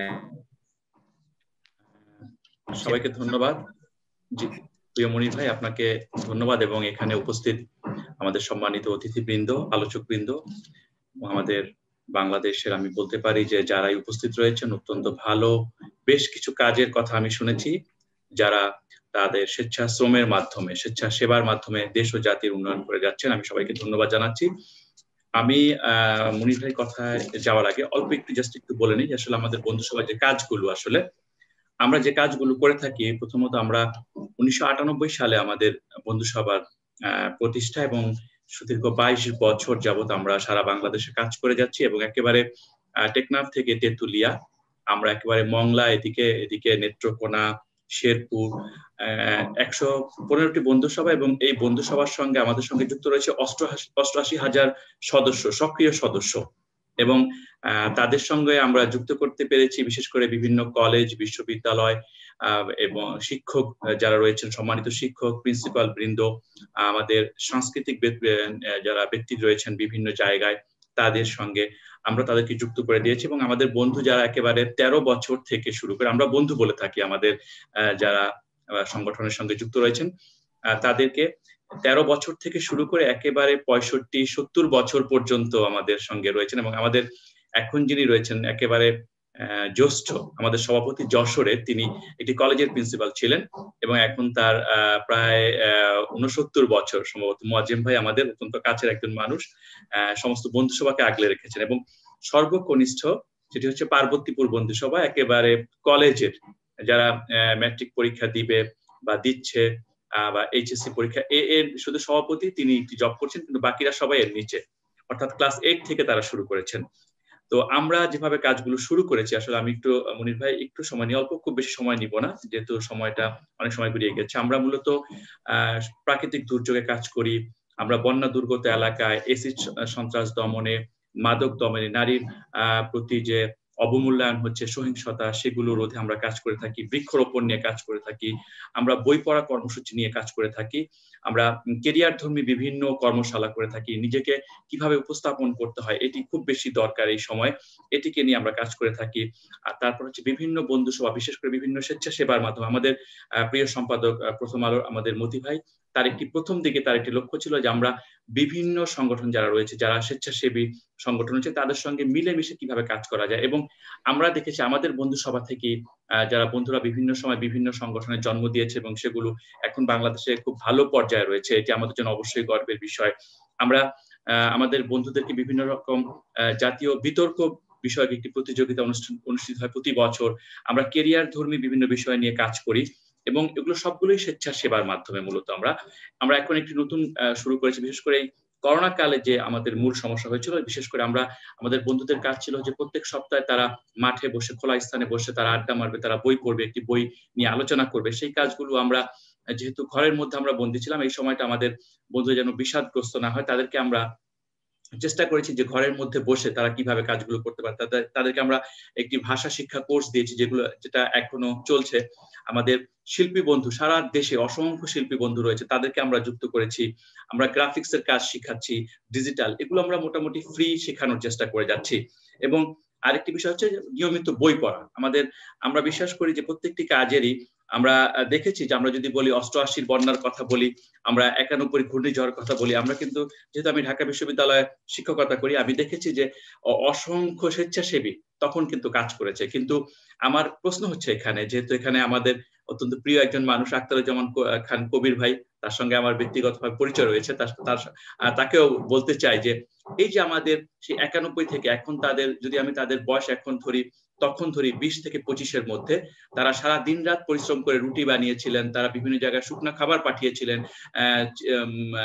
গুড় মুড়ি তারা প্যাকেট করেছিলেন। কিন্তু সেই স্বেচ্ছাসেবক এখন যারা 50 বছর বা 60 বছর হয়েছে, তারা এখন কোথায়? তাদের মাধ্যমে তো আরো বাংলাদেশ আজকের যে স্বেচ্ছাসেবীদের যে অবমাননা বা বিশেষ করে বিভিন্ন অবমূল্যায়ন, আমি বলবো এক ধরনের অবমূল্যায়ন, কারণ বিভিন্ন ভাবে তিনি পারিবারিক ভাবে বা সামাজিক ভাবে এক ধরনের আসলে তাদেরকে একটু এড়িয়ে চলা, যে না সারাদিন শুধু কাজ করে, নিজের কাজ করে না, পরিবারের কাজ করে, এরকম অনেক কথা কিন্তু শুনতে হয় আমাদের বন্ধুদের, এরকম অনেক কথা শুনতে হয়।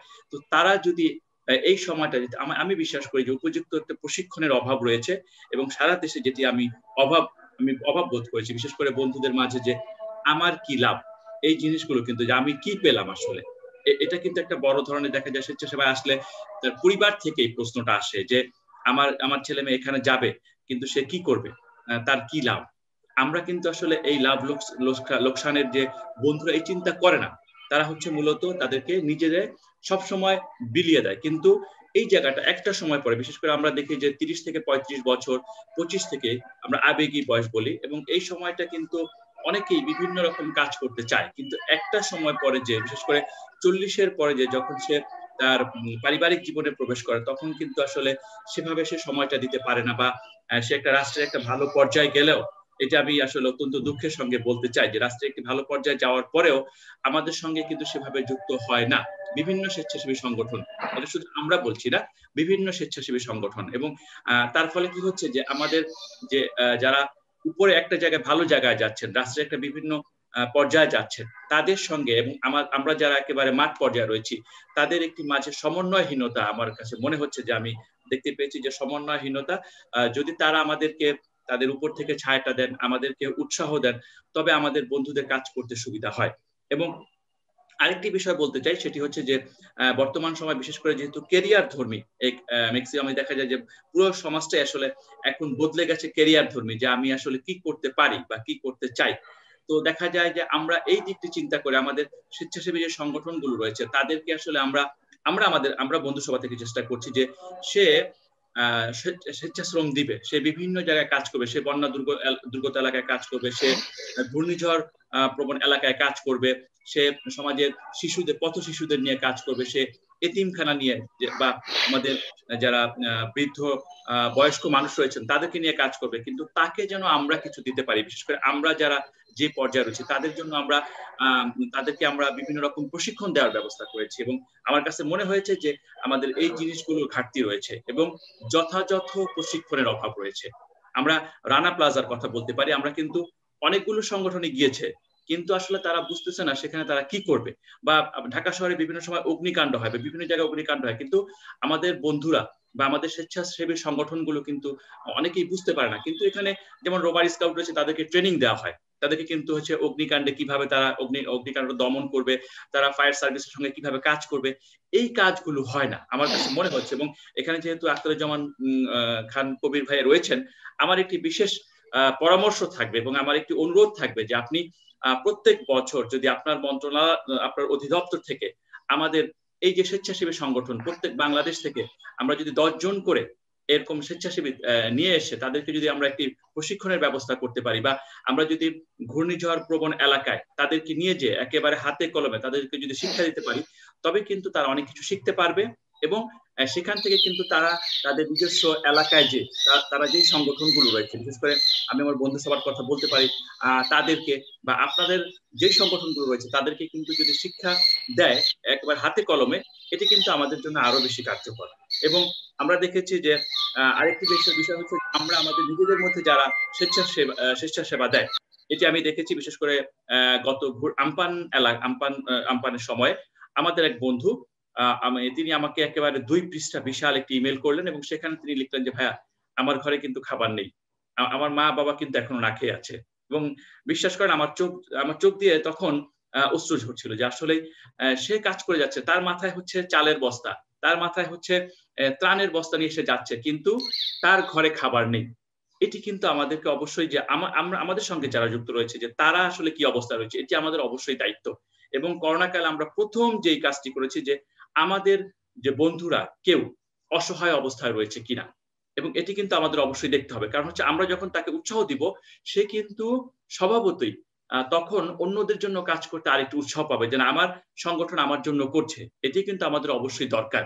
এবং দেখা যায় তার কোনো বিশেষ করে চিকিৎসা ব্যবস্থা, তার মা হসপিটালে ক্যান্সার আক্রান্ত, সে মাকে রেখে সে কাজে যাচ্ছে, এগুলো আমরা দেখেছি। এবং এগুলো দেখা যায় যে বিভিন্ন সময়ে আমাদের এই সমস্যাগুলো আমাদের ফেস করতে হয়। এবং আমরা আরেকটি কাজ করছি, বিশেষ করে যে আমাদের একেবারে রুট লেভেল থেকে আসলে আমাদের প্রশিক্ষণ দরকার। এবং আমি বিশ্বাস করি যে প্রত্যেকটি সংগঠন, বিশেষ করে আমি যে সমস্যায় পড়েছি, আমাদের যারা সভাপতি বা সাধারণ সম্পাদক রয়েছেন প্রত্যেক জেলা, উপজেলা এবং কলেজ বিশ্ববিদ্যালয় পর্যায়ে, তাদের আরেকটু যথার্থ প্রশিক্ষণ দরকার। তারা কিভাবে তাদেরকে সমাজের যারা স্থানীয় পর্যায়ে রয়েছে, যারা সমাজ কল্যাণে যারা ব্যস্ত রয়েছেন, তারা বিভিন্ন ডিসি, এসপি বা স্থানীয় প্রতিনিধি, জনপ্রতিনিধি, তাদের সঙ্গে কিভাবে আসলে তারা কথা বলবে, আমরা এই দিকগুলো চিন্তা করে ভাবছি যে তাদেরকে কিভাবে প্রশিক্ষণ দেওয়া যায়। এই কাজগুলো আমাদের খুব বেশি দরকার। এবং আমি বিশ্বাস করি যে আমরা যদি সবাই মিলেমিশে কাজ করি, অবশ্যই সুন্দর একটি বাংলাদেশ গড়া সম্ভব। আর আমি আমার আরেকটি বিষয় যদি আমি একটু সময় চাই, আমি মনির ভাইয়ের কাছে জাস্ট আমি 1 মিনিট, আমার একটি বিষয় ছিল যে আমরা বিশেষ করে দেখি যে স্বল্পোন্নত দেশ এবং মধ্যম আয়ের দেশ, বিশেষ করে এশিয়া মহাদেশ ও আফ্রিকা মহাদেশে কিন্তু লাখো স্বেচ্ছাসেবক রয়েছে, ছড়িয়ে ছিটিয়ে রয়েছে, কিন্তু আমাদের যে আমাদের নিজস্ব সামাজিক যে নিরাপত্তা, মান মর্যাদা বা সামাজিক যে অবস্থান যতটা থাকা উচিত সেটি কিন্তু আমাদের নেই। এবং এ কারণে আমরা দেখছি যে আমরা কিন্তু বিভিন্ন জায়গায় কিন্তু হেনস্থা হচ্ছি, আমরা হই, এটি কিন্তু হই এবং আমাদের এটি কিন্তু খুব বেশি দরকার। আমরা যদি আমি এখানে যেহেতু আমাদের বিভিন্ন মন্ত্রণালয়ের স্যারেরা রয়েছেন, তারা এই দিকটি অবশ্যই আমাদের দিকে খেয়াল করবেন এবং আমাদের যারা স্বেচ্ছাসেবা করে যাচ্ছেন তাদের জন্য যদি আলাদা কোনো একটি যে স্বেচ্ছাসেবা সম্মাননা প্রথম আলো যেটি করছে, এইরকম বিভিন্ন সংগঠন, আমি চাই যে শুধুমাত্র প্রথম আলো নয়, প্রথম আলো কেন, আমি চাই যে বাংলাদেশের প্রত্যেকটি পত্রিকায় এরকম বিভিন্ন সংগঠন করুক। বাংলাদেশের আমি যারা বিশ্ববিদ্যালয়ে অধ্যাপনা করি, আমি যেন শুধুমাত্র আমার অধ্যাপনার মধ্যে নিজেকে ব্যস্ত না রাখি, আমার আরো দায়িত্ব রয়েছে। আমি বিশ্বাস করি যে আমার আরো দায়িত্ব রয়েছে। আমি আমার পড়াশোনার পাশাপাশি, গবেষণার পাশাপাশি, এবং আমি একটি কথা বলি যে আমরা বিশ্ববিদ্যালয়ের শিক্ষক, আমরা যদি একেবারে রুট লেভেলে একটি একেবারে সাধারণ ছেলে মেয়ের সঙ্গে বসে কথা বলি, আমরা যদি চায়ের দোকানে বসি তার সঙ্গে যদি কথা বলি, সে কিন্তু উৎসাহিত হবে, এবং আমি দেখেছি রাত দিন 24 ঘন্টা আমার সঙ্গে কথা বলে। তার মানে কি, আমি আমার নিজেকে ফ্রি করে দিয়েছি, তাদের জন্য উন্মুক্ত করে দিয়েছি। এটা দরকার রয়েছে এই সমাজে। আমরা যে নেতৃত্বের কথা বলি, আমাদের নেতৃত্ব কিন্তু এরকম নয় যে আমার পিছনে 10 জন বা 5 জন হাঁটতে হবে, সেটি নয়। আমার নেতৃত্ব হচ্ছে আমার প্রত্যেকটি বন্ধু, সবার বন্ধু হচ্ছে একজন নেতা, একজন সমাজ সংস্কারক, একজন আলোকিত মানুষ। সবাইকে ধন্যবাদ। মনির ভাই। ধন্যবাদ মমিত। আমরা চলে যাই নিশাত তাসনিম মো নিশ্চয়ই ফিরে এসেছেন। মো, আপনার কাছ থেকে আমরা এবার শুনতে চাই। মো, আপনি মিউট করা, আপনার আনমিউট করেন একটু। জি, আমি দুঃখিত। আমি আসলে কলেজে এসেছি কাজের জন্য, এর মধ্যে থেকে আসলে মিটিংটা জয়েন করা। সবাইকে ধন্যবাদ আমাকে এখানে আমি যে কাজটি করি সেটি প্রেজেন্ট করার সুযোগ দেওয়ার জন্য। আসলে দেখা যায় যে আমরা মেডিকেল কলেজে যারা পড়ি, ডাক্তার বা আমরা মেডিকেল স্টুডেন্ট, সবার থেকে একটু সেপারেটেড। আমাদের পৃথিবী, আমাদের কাজ সম্পূর্ণটাই আলাদা। তো প্রথম যে ল্যাকিংসটা হয় সেটি হচ্ছে যে সময় স্বল্পতা 1 নাম্বার কথা। 2 নাম্বার কথা হচ্ছে অনেক ভালো কাজ করার ইচ্ছা থাকলেও সেই কমিউনিকেশনটা হয়ে ওঠে না। সেখান থেকে আমরা চেষ্টা করেছি যে নিজের ঘর থেকে শুরু করতে। আমরা রাজশাহী মেডিকেল কলেজের আশেপাশে যতগুলো বস্তি আছে সেই বস্তির বাচ্চাগুলোকে খুঁজে বের করেছি। তাদের সাথে আমাদের আসলে পরিচয়টা ঠিক যেখান থেকে হওয়া সেই ঘটনাটা আমি শেয়ার করতে চাই। আমরা রীতিমতো ইন্টার্ন করে হয়তোবা সন্ধ্যাবেলায় চায়ের দোকানে চা খেতে বসি। স্বাভাবিক, চায়ের দোকানে তো কাজ করে অনেকে চা দেয়। তখন আমরা খেয়াল করলাম যে প্রত্যেকটি চায়ের দোকানেই যারা চা সার্ভ করে সেগুলো হচ্ছে ছোট ছোট বাচ্চা, যাদের আসলে চায়ের কাপ নয়, যাদের বই পড়ার কথা, যাদের বই খুলে পড়ার কথা।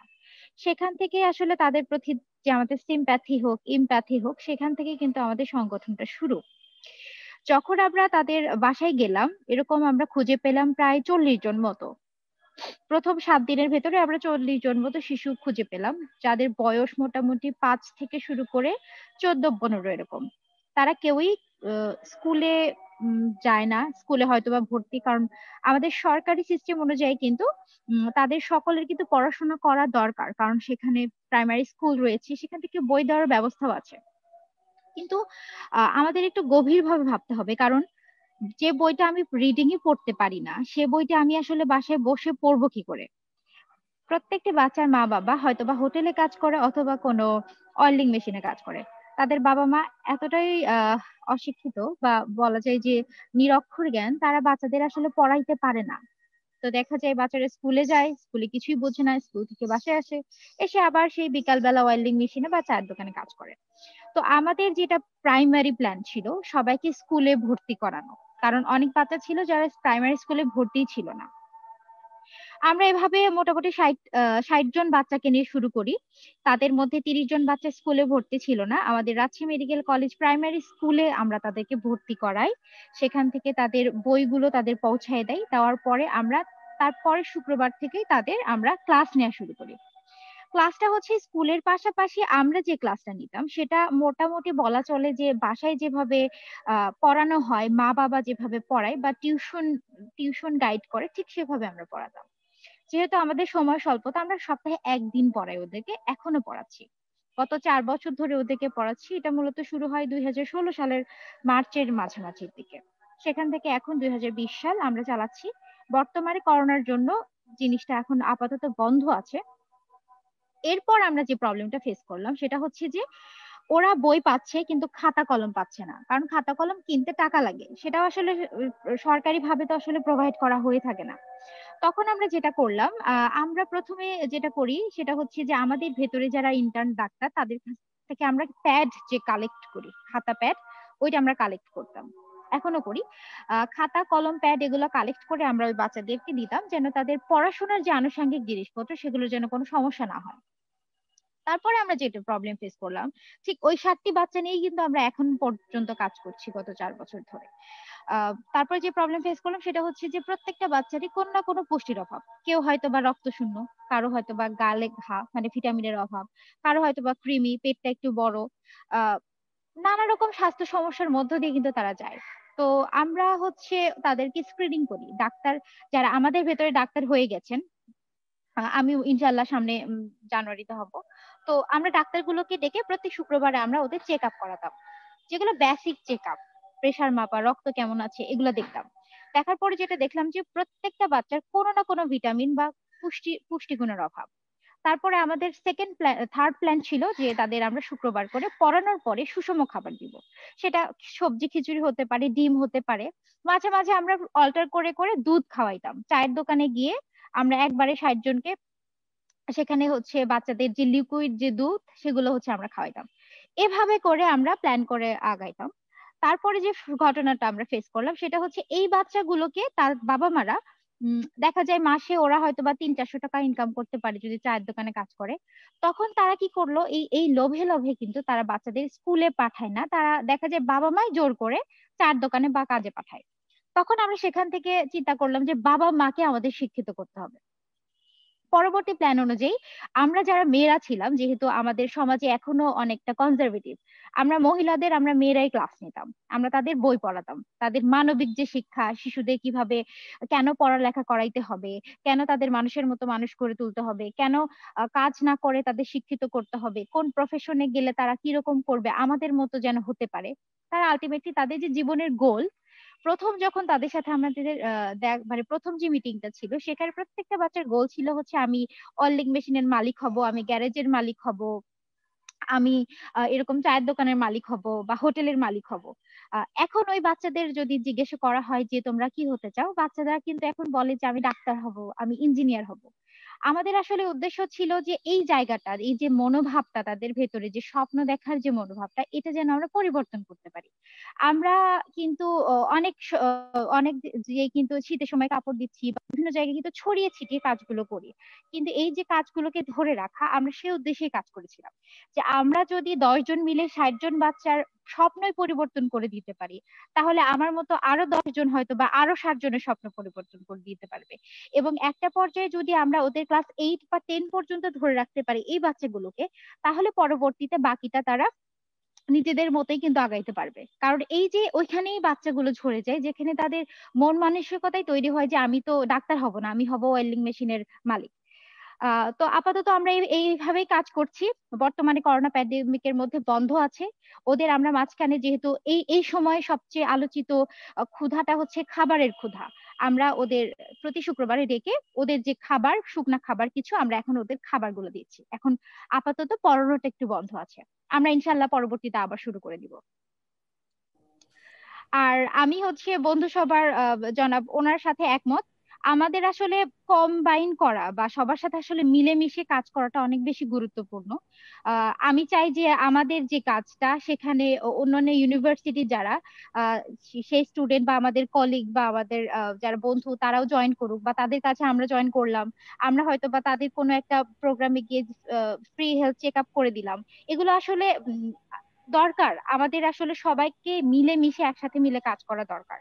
আর একটা ব্যাপার সেটা হচ্ছে যে সম্মাননা দেওয়া মানে হচ্ছে যে আসলে ক্ষুদ্র ক্ষুদ্র সমাজ সেবা করাও কিন্তু একটা মানব সেবামূলক কাজ করা। একজন অনেক বড় ধরনের প্রজেক্ট নিয়ে কাজ করলে উনি হয়তো বা একটা সম্মাননা পেলেন, তার মানে হচ্ছে যিনি বছরে হয়তো বা 5টি কম্বল দেন, তার কাজটা কিন্তু অসম্মানের নয়।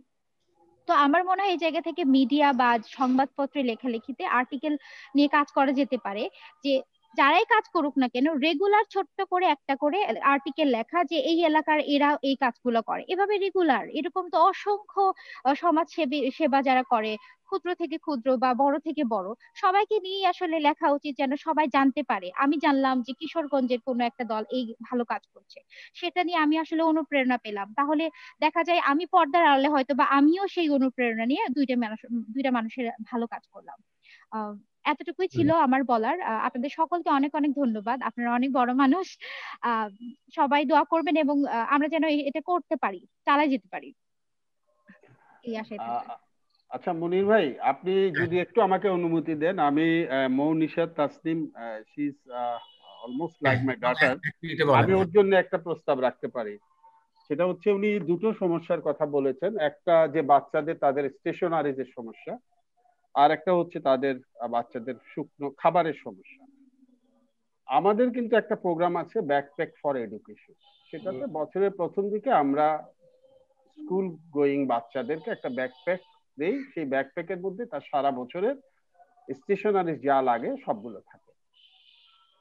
উনি যখন এটা আবার শুরু করবেন বাচ্চাদের পড়ানো, যদি আমার সাথে যোগাযোগ করেন তাহলে তাদেরকে প্রতি বছর তাদের এই যে 60 বাচ্চা আছে তাদেরকে আমরা এই ব্যাকপ্যাক ফর এডুকেশনের আওতায় আনতে পারি এবং আমরা তাদেরকে ওই ব্যাকপ্যাক গুলো পাঠিয়ে দিতে পারি। সেটা ব্যাকপ্যাকও হতে পারে, ব্যাকপ্যাক বলতে যে ব্যাকপ্যাক তা না, সেটা অন্য ধরনের ব্যাগও হতে পারে, কিন্তু মোটামুটি 1 বছর চলার মতো খাতা কলম পেন্সিল এগুলো ওখানে থাকে, এগুলো তাদেরকে দেওয়া আমরা দিতে পারি।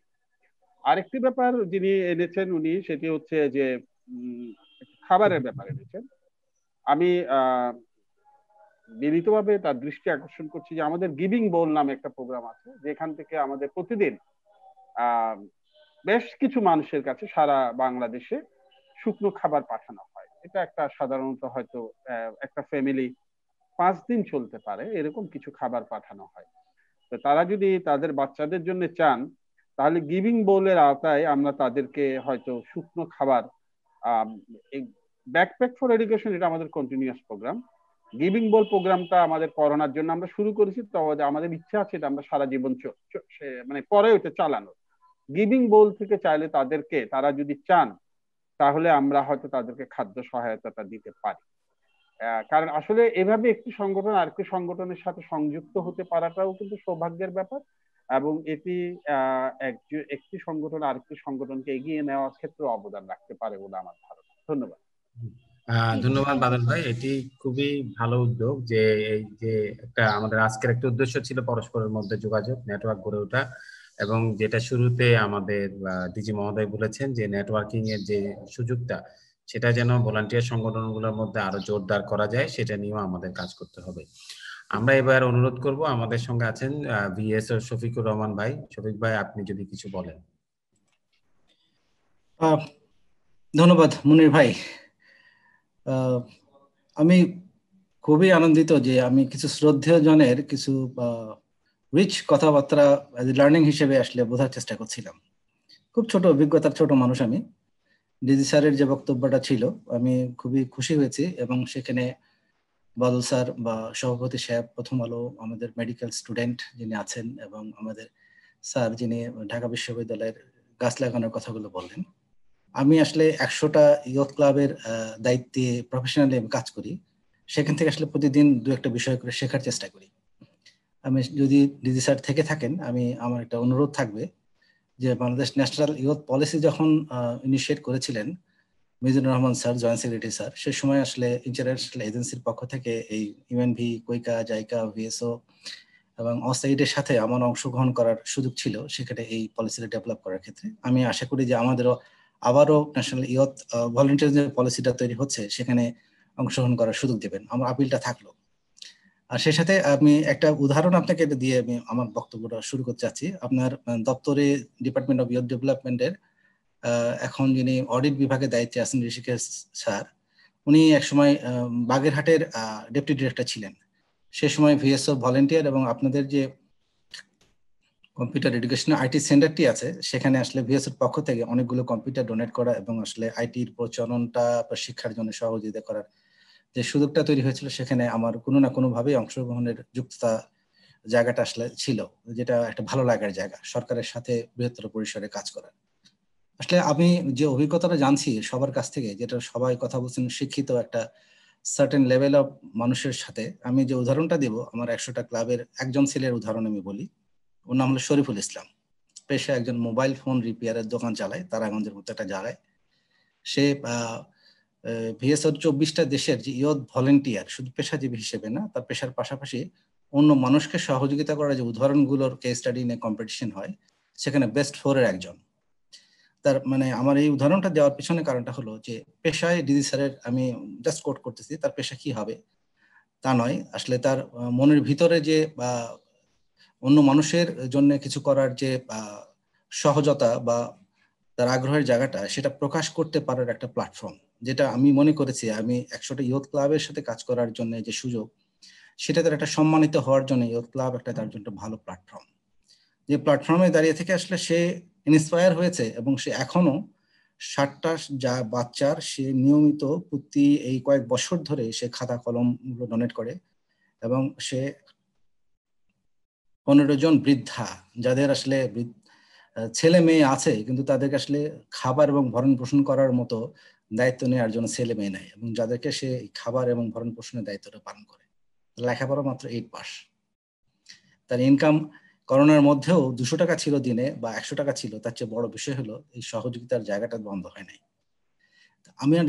আমি স্যারের কাছ থেকে, বাদল স্যারের কাছ থেকে ইন্সপায়ার্ড, যেটা খুবই প্রয়োজন, শরীফুল অর XYZ এই সহযোগিতার জায়গায় আসলে যারা ভলেন্টিয়ারিজম এভিডেন্স নিয়ে সম্মানিত হয়ে আছেন, বিভিন্ন সংগঠনের সাথে যুক্ত আছেন, তাদের মধ্যে এই সমন্বয়টা খুবই জরুরি। যারা এই উদাহরণগুলো একজন আরেকজনের কাছ থেকে শেখার মাধ্যমে বা শেয়ারিং এর মাধ্যমে আরো 10টা শরীফুল আর 10টা সম্মানিত মানুষকে আসলে আমরা কাছে নিয়ে আসতে পারি, যেটা একটা সবচেয়ে ভালো জায়গায় সহযোগিতা করতে পারেন আমাদের শ্রদ্ধেয় মনির ভাই। উনি নিঃসন্দেহে অনেকের কাছে গুণীজন হিসেবে পরিচিত, অনেকগুলো সংগঠনের সাথে যুক্ত, যে সংগঠনের মাধ্যমে উনি নিঃসন্দেহে এই যত শরীফুলের মতো ছেলে আছেন বা সংগঠন যারা আপনারা সংগঠক হিসেবে আছেন, তাদের মাধ্যমে এই মানুষগুলোকে তুলে নিয়ে আসতে পারেন।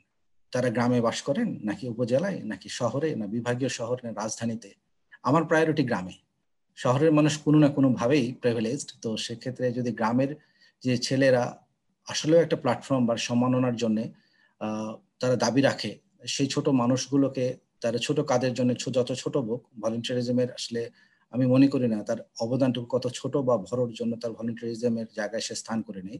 সেই মানুষগুলোকে সম্মাননা দেওয়ার জন্য বা সম্মানিত করার জন্য যে প্ল্যাটফর্ম বা যে সুযোগগুলো আছে, সবার মধ্যে সমন্বয়ের মাধ্যমে তারা প্রতি বছরই যতগুলো সম্ভব তারা এই শিক্ষিতরা পাবে, এই প্রত্যাশা আমি আমার প্রত্যাশা বা আপিল বলি, আমরা প্রত্যাশা বলবো না, আপিলটা আমি এই সবার কাছে রেখে গেলাম।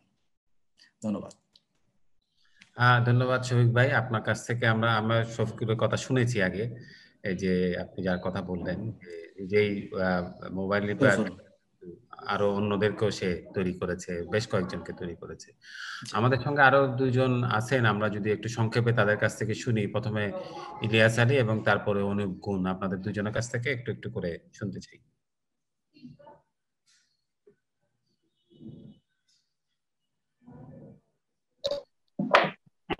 আসসালামু আলাইকুম। জি বলেন। জি, আমি ইলিয়াস। আমি আপনার ভিডিওটা অন করেন, আপনাকে দেখতে পাচ্ছি না।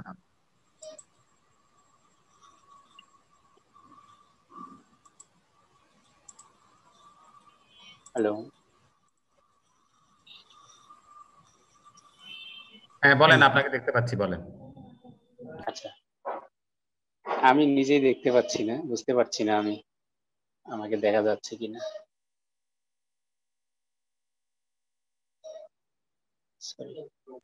হ্যাঁ, আপনি বলেন। এখন আপনি আবার ভিডিও বন্ধ হয়ে গেছে, কিন্তু আপনি বলেন, অসুবিধা নেই, আমরা আপনার ছবি দেখতে পাচ্ছি। আচ্ছা, আমি বলতে চাচ্ছি, আমি শফিক ভাইয়ের সঙ্গেই কাজ করি বেসিক্যালি। আমি এখানে রংপুর অঞ্চলের 3টা উপজেলায় আমি কাজ করি ইয়ুথ ভলান্টিয়ারদেরকে নিয়ে, যারা আসলে এই কাজগুলো মনে প্রাণে করে। আমরা রংপুরের 3টি উপজেলায় প্রায় 43টা ইয়ুথ ক্লাব নিয়ে কাজ করি, যে ইয়ুথরা গ্রামের প্রত্যন্ত অঞ্চলে এই কাজগুলো করে। আমরা দেখেছি এই করোনাকালীন সময়েও তারা জীবনের ঝুঁকি নিয়ে, করোনার এই ঝুঁকি নিয়ে তারা মানুষের দ্বারে দ্বারে পৌঁছে গিয়েছে। মানুষকে কিভাবে সুস্থ থাকতে হবে, কিভাবে হ্যান্ড ওয়াশ করতে হবে, কিভাবে মাস্ক করতে হবে, সাধারণ হুইল পাউডার এবং পানি দিয়ে কিভাবে সপি ওয়াটার তৈরি করতে হবে, এবং মানুষের সাথে মানুষের যে সোশ্যাল ডিস্টেন্স মেনটেন করা, এই বিষয়গুলো নিয়ে তারা মানুষের দ্বারে দ্বারে পৌঁছে গিয়েছে এবং মানুষকে সচেতন করার চেষ্টা করেছে। এবং কাজগুলো করতে সরকারি বেসরকারি আমরা উভয় ক্ষেত্রেই সহযোগিতা পেয়েছি। কিন্তু এর মধ্যেও কিছু সুবিধা এবং অসুবিধা তো থাকবেই, সেগুলোকে আমরা চেষ্টা করেছি। আমরা আরো উৎসাহ বোধ করতাম যদি তাদেরকে আরো অনেকভাবে আমরা সহযোগিতা করতে পারতাম। আমরা আজকে এই আলোচনা থেকে আমি সমৃদ্ধ হলাম। আমি চেষ্টা করব আজকের এই আলোচনা থেকে যে অভিজ্ঞতা, যে শিখনটা আমরা শিখলাম, আমি যে ইয়ুথ ক্লাবগুলোকে লিড করি, যাদের সঙ্গে আমি কাজ করি, তাদের মধ্যে এই লার্নিংটাকে, এই শিখনটাকে ছড়িয়ে দেওয়ার জন্য। এবং আমি বিশ্বাস করি আজকের এই আলোচনা আমাদের এই কাজটিকে আরো সম্প্রসারণ করতে এবং ইয়ুথদেরকে ইন্সপায়ার করতে আমাকে সহযোগিতা করবে। আমি ধন্যবাদ জানাচ্ছি সবাইকে এই আলোচনায় অংশগ্রহণ করার সুযোগ দেওয়ার জন্য। আসসালামু আলাইকুম। অনেক ধন্যবাদ। এবার আমরা একটু অনুপ গুণ আপনার কাছ থেকে শুনি। ধন্যবাদ। আমি অনুপ গুণ, আমি ভিএসওর সাথে সম্পৃক্ত 2019 সাল থেকে ফেব্রুয়ারি মাসে। আমি প্রথমে ভিএসওতে অ্যাকচুয়ালি একজন ভলান্টিয়ার হিসেবেই জয়েন করেছিলাম এবং এই চলতি বছরের নভেম্বর পর্যন্ত আমি কাজ করেছি অ্যাজ এ ভলান্টিয়ার। তো ভলান্টিয়ার হিসাবে কাজ করার ইন্সপায়ারেশন এটা আসলে অনেক আগের থেকেই।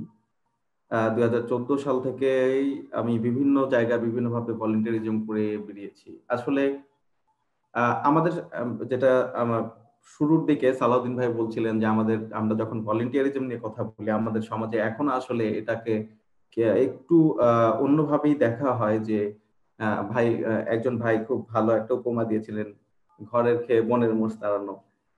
অনেকে এভাবেই ভেবে নেয় হয়তো বা, বাট আসলে এই ভলান্টিয়ারিজমের মধ্যে যে আত্মতৃপ্তিটা, এটা আপনি যখন এটা করবেন তখনই আসলে এটা ফিল করবেন। তো আমি দেখেছি যারা ইয়ুথ যারা কাজ করে যাচ্ছেন সারা বাংলাদেশে বিভিন্ন জায়গায় বিভিন্নভাবে, হয়তো বিচ্ছিন্নভাবে, হয়তো সংগঠিতভাবে, তারা বিভিন্ন রকম ভাবে সাপোর্ট দিয়ে যাচ্ছে, তাদের কমিউনিটির জন্য ইম্প্যাক্ট রেখে যাচ্ছেন।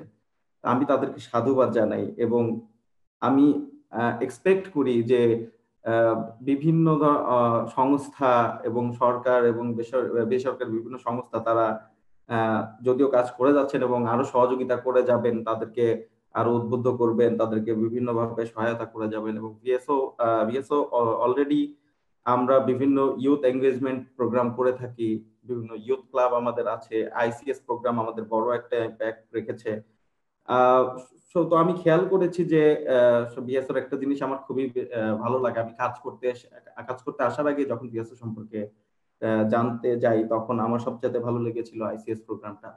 এবং সেখানে একটা জিনিস খেয়াল সবাই করবেন যে আমরা অনেকেই কাজ করে যাচ্ছি, কিন্তু সেটাকে সুসংগঠিতভাবে এবং সুন্দরভাবে সাজিয়ে একটা প্ল্যান অনুযায়ী করা এবং তার আউটকামটা চিন্তা করে কাজ করাটা কিন্তু খুব জরুরি। তো অনেক সময় দেখা যায় যারা আমরা কাজ করছি তাদের নিজেদের ক্যাপাসিটি বিল্ডিং এরও কিন্তু প্রয়োজন একটা আছে।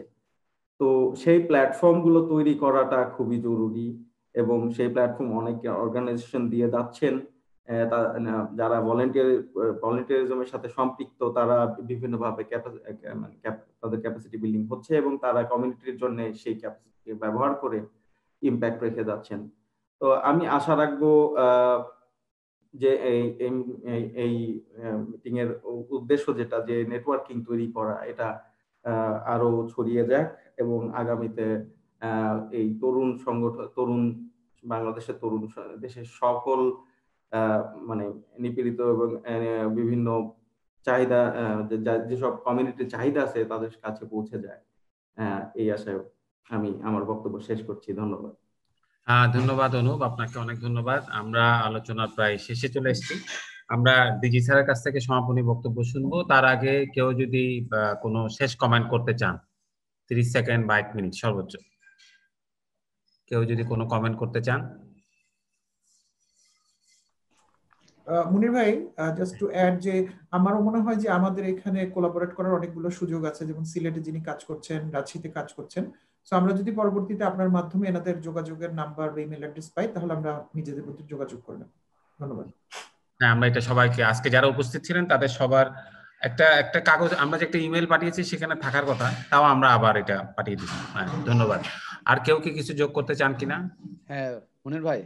হ্যাঁ মুনির ভাই, মানে আমি মানে আরেকবার একটা খুব অন্তর্গত ধন্যবাদ বলার জন্য আমি আসলে একটু ইয়ে করেছি যে এত সমৃদ্ধ মানুষজনদের সঙ্গে কিছু কথা শুনলাম, আমি ভীষণ অনুপ্রাণিত এবং খুবই উৎসাহিত। এই ধন্যবাদ সবাইকেই। হ্যাঁ ধন্যবাদ। 30 সেকেন্ড আমি একটু বলতে চাই, 30 সেকেন্ড। জি, আমরা যেহেতু সারা বাংলাদেশে বন্ধু সভার বিভিন্ন বন্ধুরা রয়েছেন, আমাদের শাখা বন্ধু সভা বিশেষ করে বিভিন্ন বিশ্ববিদ্যালয় বা জেলা উপজেলা পর্যায়ে, আপনাদের যে কোনো সহযোগিতায় আমি তো আছি, আর আমাদের মনির ভাই হচ্ছে আমাদের বন্ধু সভার উপদেষ্টা রয়েছেন। সো এখানে আপনাদের কোনো হেজিটেট না করে আপনারা অবশ্যই মনির ভাইকে অবগত করবেন, আমি পেয়ে যাব, বা আমি তো আছি যে কোনো সেবায় সহযোগিতায়। হ্যাঁ ধন্যবাদ মুমিত। আর কেউ? নাহলে আমরা ডিজি স্যারের কাছে, সালাউদ্দিন ভাই কি কিছু বলবেন? মনির ভাই ধন্যবাদ আবারও জানাচ্ছি, সবাইকে ধন্যবাদ জানাচ্ছি এই একটা খুবই চমৎকার এই আলোচনার জন্য। এবং ইমিডিয়েটলি আমরা দেখেছি যে আমাদের নেটওয়ার্কিং একটা অলরেডি হয়ে গেছে। ফর এক্সাম্পল মৌ, নিশাত, তাসনিম কিছু প্রবলেমের কথা বলেছিল তার প্রোগ্রামে, এবং বাদল সৈয়দ স্যার ইমিডিয়েটলি সেটাতে কন্ট্রিবিউট করতে চাচ্ছেন এবং আগ্রহ প্রকাশ করেছেন। তো আসলে এটাই হচ্ছে আমাদের উদ্দেশ্য, যে আমরা যেন একে অপরের কাজ সম্পর্কে জানি এবং বুঝি এবং একে অপরের কাজে আরো এগিয়ে আসি, যার ফলে আমরা সম্মিলিতভাবে এই স্বেচ্ছাসেবা যেটা আমরা বলছি এটাকে আমরা আরো ত্বরান্বিত করতে পারি এবং আমাদের দেশের উন্নয়নের ভূমিকা পালন করতে পারি। ধন্যবাদ। ধন্যবাদ। আমরা ডিজি স্যারের কাছে যাই। স্যার, আপনার কাছে যাওয়ার আগে আমি একটা ছোট্ট সামারি যদি করি। আমরা আজকে যে আলোচনাগুলো শুনেছি সেখানে কয়েকটা বিষয় মুখ্যত ঘুরে ফিরে এসেছে। একটা হচ্ছে যে ভলান্টিয়ারদেরকে কিভাবে আর একটু ইকুইপ করা যায়, তাদেরকে কিভাবে এগিয়ে দেওয়া যায়। একটা হচ্ছে সমাজে কিভাবে তাদের অ্যাকসেপ্টেন্স বাড়ানো যায়, এবং অনেকে বলেছেন যে সম্মাননার ক্ষেত্রে আমরা তো একটা সম্মাননা চালু করেছি, আরো বেশি সম্মাননা যদি চালু করা যায়, এবং জাতীয় যুব দিবসে স্যার আপনারা তো যুবকদেরকে সম্মানিত করেন, সেটাকে আরেকটু বড় করে সম্মাননার ক্ষেত্রে এটা যদি আরো যুক্ত করা যায়। এবং এসেছে হলো নীতিমালা যদি থাকে বিশেষ করে, তাহলে প্রশাসনের সহযোগিতা, হ্যাঁ, এবং যখন একটু প্রতিষ্ঠানটি যখন একটু বয়স্ক হয় তখন যেরকম সহযোগিতা পাওয়া যায় শুরুর দিকে সেরকম সহযোগিতা পাওয়া যায় না। এটা হয়তো আমাদের দেশে একটা সাধারণ অবজারভেশন। সবাই একটু দেখতে চায় যে ওরা কতদূর গেল, তারপর সবাই সাহায্য করতে চায়। তো এখানেও প্রশাসন কিভাবে সাহায্য করতে পারে। তো আমি আবার সবশেষে আখতারুজ্জামান খান কবি ভাই আপনার কাছে ফেরত যাচ্ছি। আপনি যদি স্যার আমাদেরকে আজকে একটা সর্বশেষ একটু যদি আপনার কথা বলেন।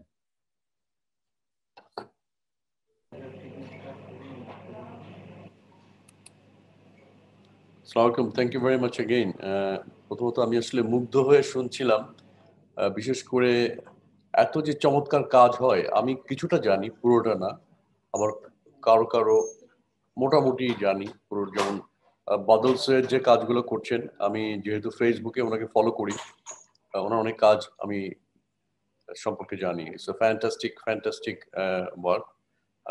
এটা আসলে চিন্তাই করা যায় না যে আমরা যারা সরকারের কাজ করি, সরকারের বিভিন্ন রকম কাজের মধ্যে বিভিন্ন রকম টানাপোড়েন থাকে, আমাদের মানসিক বিভিন্ন ধরনের চাপ থাকে, এই সবগুলো সামলে উঠে এই যে মহৎ কাজগুলো করা, ইচ্ছা থাকলে যে করা যায়, সেটার প্রমাণ হচ্ছে জনাব বাদল সৈয়দ। একই সাথে প্রথম আলো বন্ধু সভার আমাদের যিনি ডক্টর মমিত আল রশিদ, যিনি বন্ধু সভা জাতীয় পরিচালনা পর্ষদের সভাপতি, উনি চমৎকার করে বলেছেন যে অনেক কাজ করে। এবং মনির ভাইকে আমি আগে থেকেই চিনি, যখন আমাদের যে বাংলাদেশের কম্পিউটারের বিষয়, বিশেষ করে সফটওয়্যার নিয়ে যখন আমরা বিভিন্ন রকম কথা বলছিলাম, তখন যে উনি আসলে ছিলেন পুরোধা ব্যক্তিত্ব বাংলাদেশে। উনি অনেক কাজ করেছেন, উনি এখনো করছেন, যুবদের নিয়ে কাজ করছেন। একই সাথে ছোট্ট কিছু সংগঠক, ছোট্ট বয়স ওদের হলে ওদের অভিজ্ঞতা অনেক বড়, যেমন নিশাত, তাসনিম, মৌ রাজশাহী থেকে বলেছেন, চমৎকার উদ্যোগ। আমাদের একজন ভাই এসছেন বোধহয় দিনাজপুর অথবা রংপুর থেকে, এবং বৃক্ষরোপণ নিয়ে আমাদের প্রফেসর ডক্টর তুহিন ওয়াদুদ সাহেব যে কথাগুলো বললেন, সবই সম্ভব, সবই সম্ভব। আমরা বলি সব সম্ভাবনার দেশ বাংলাদেশ, এটি কিন্তু নেগেটিভ অর্থে নয়, এটি পজিটিভ অর্থে। এবং আমি প্রথমে বলেছিলাম ইটস এ ফ্যান্টাস্টিক প্ল্যাটফর্ম। আমি সবসময় এই ধরনের প্ল্যাটফর্মে আসতে আগ্রহ বোধ করি। It's a networking discussion definitely. আমরা কিন্তু সকল সংগঠক যারা রয়েছে এখানে এবং প্রতিষ্ঠান রয়েছে, ইভেন ইন্ডিভিজুয়াল যারা কাজ করছি, সবাই কিন্তু আমরা উপকৃত হয়েছি, এখান থেকে জানতে পেরেছি আসলে কে কি কাজটি করে। আমি আশা করব মনির ভাইয়ের কাছে যে আমাদের সবাই আজকে যারা পার্টিসিপেট করলেন, কথা বললেন, তাদের যদি ইমেইল এবং সেল নাম্বারটি যদি আমরা পেয়ে যাই, সবাই যদি পেয়ে যাই, তাহলে আমরা ইন্টারনাল যে নেটওয়ার্কিং সেটি কন্টিনিউ করব। This is not the one time discussion বা রিলেশন। আমি মনে করি এটি যদি আমরা চালু রাখি, হয়তো সবার সাথে সব কাজ করা যাবে না, কিন্তু অনেক কাজ করা যাবে। যেমন বাদল সৈয়দ সাহেব বললেন যে নিশাত তাসনিম মৌকে যে ছোট্ট ছোট্ট কিছু চ্যালেঞ্জ ফেস করছে, সে কাজটি কিন্তু বাদল সৈয়দের প্রতিষ্ঠান করেই থাকেন, সেটি উনি করবেন, এক্সটেন্ডেড করলেন। এবং ডক্টর তুহিন বললেন, একজনের কথা বললেন, আমি নাম লিখে দিয়েছি, মিস্টার মোকাররম হোসেন, উনিকে অনেকগুলো দুর্লভ গাছের চারা দিয়েছেন। আমি ডক্টর তুহিন সাহেবকে রিকোয়েস্ট করবো যদি মিস্টার মোকাররমের সেই টেলিফোন নাম্বারটি আমাকে দেয়। আমি একটু ছোট ছোট কাজ করি, গাছ নিয়ে ছাদ বাগান করি, আমার নিজের না শুধু, আমি ঢাকা শহরে কয়েকটি স্কুলেও আমি ছাদ বাগান করছি, উইসলিটফ্রে স্কুলে এবং বেশ কয়েকটি যাত্রাবাড়ি কয়েকটি স্কুলে বাচ্চাদের জন্য।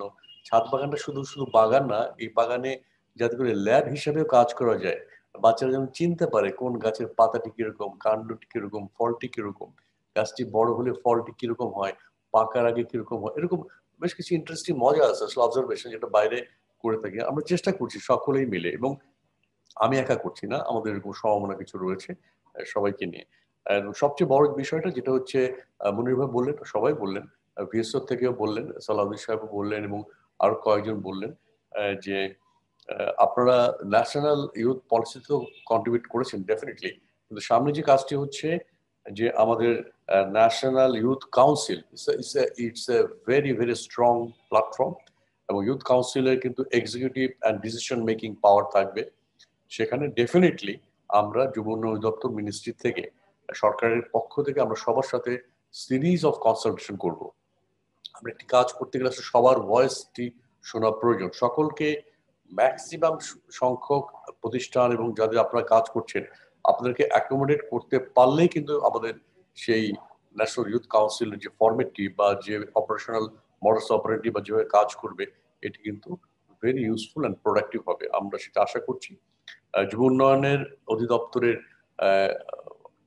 সবার জন্য আমরা ওয়েলকাম করছি, আপনারা আসবেন। যে কোনো ধরনের সরকারের সাপোর্ট আমাদের পক্ষে, আমাদের ম্যান্ডেট যেটা রয়েছে, বিশেষ করে স্বেচ্ছাসেবী কাজ করতে গেলে সংগঠকদের যেগুলো প্রয়োজন সেগুলো আমরা আপনাদেরকে এক্সটেন্ড করবো। Will be very happy.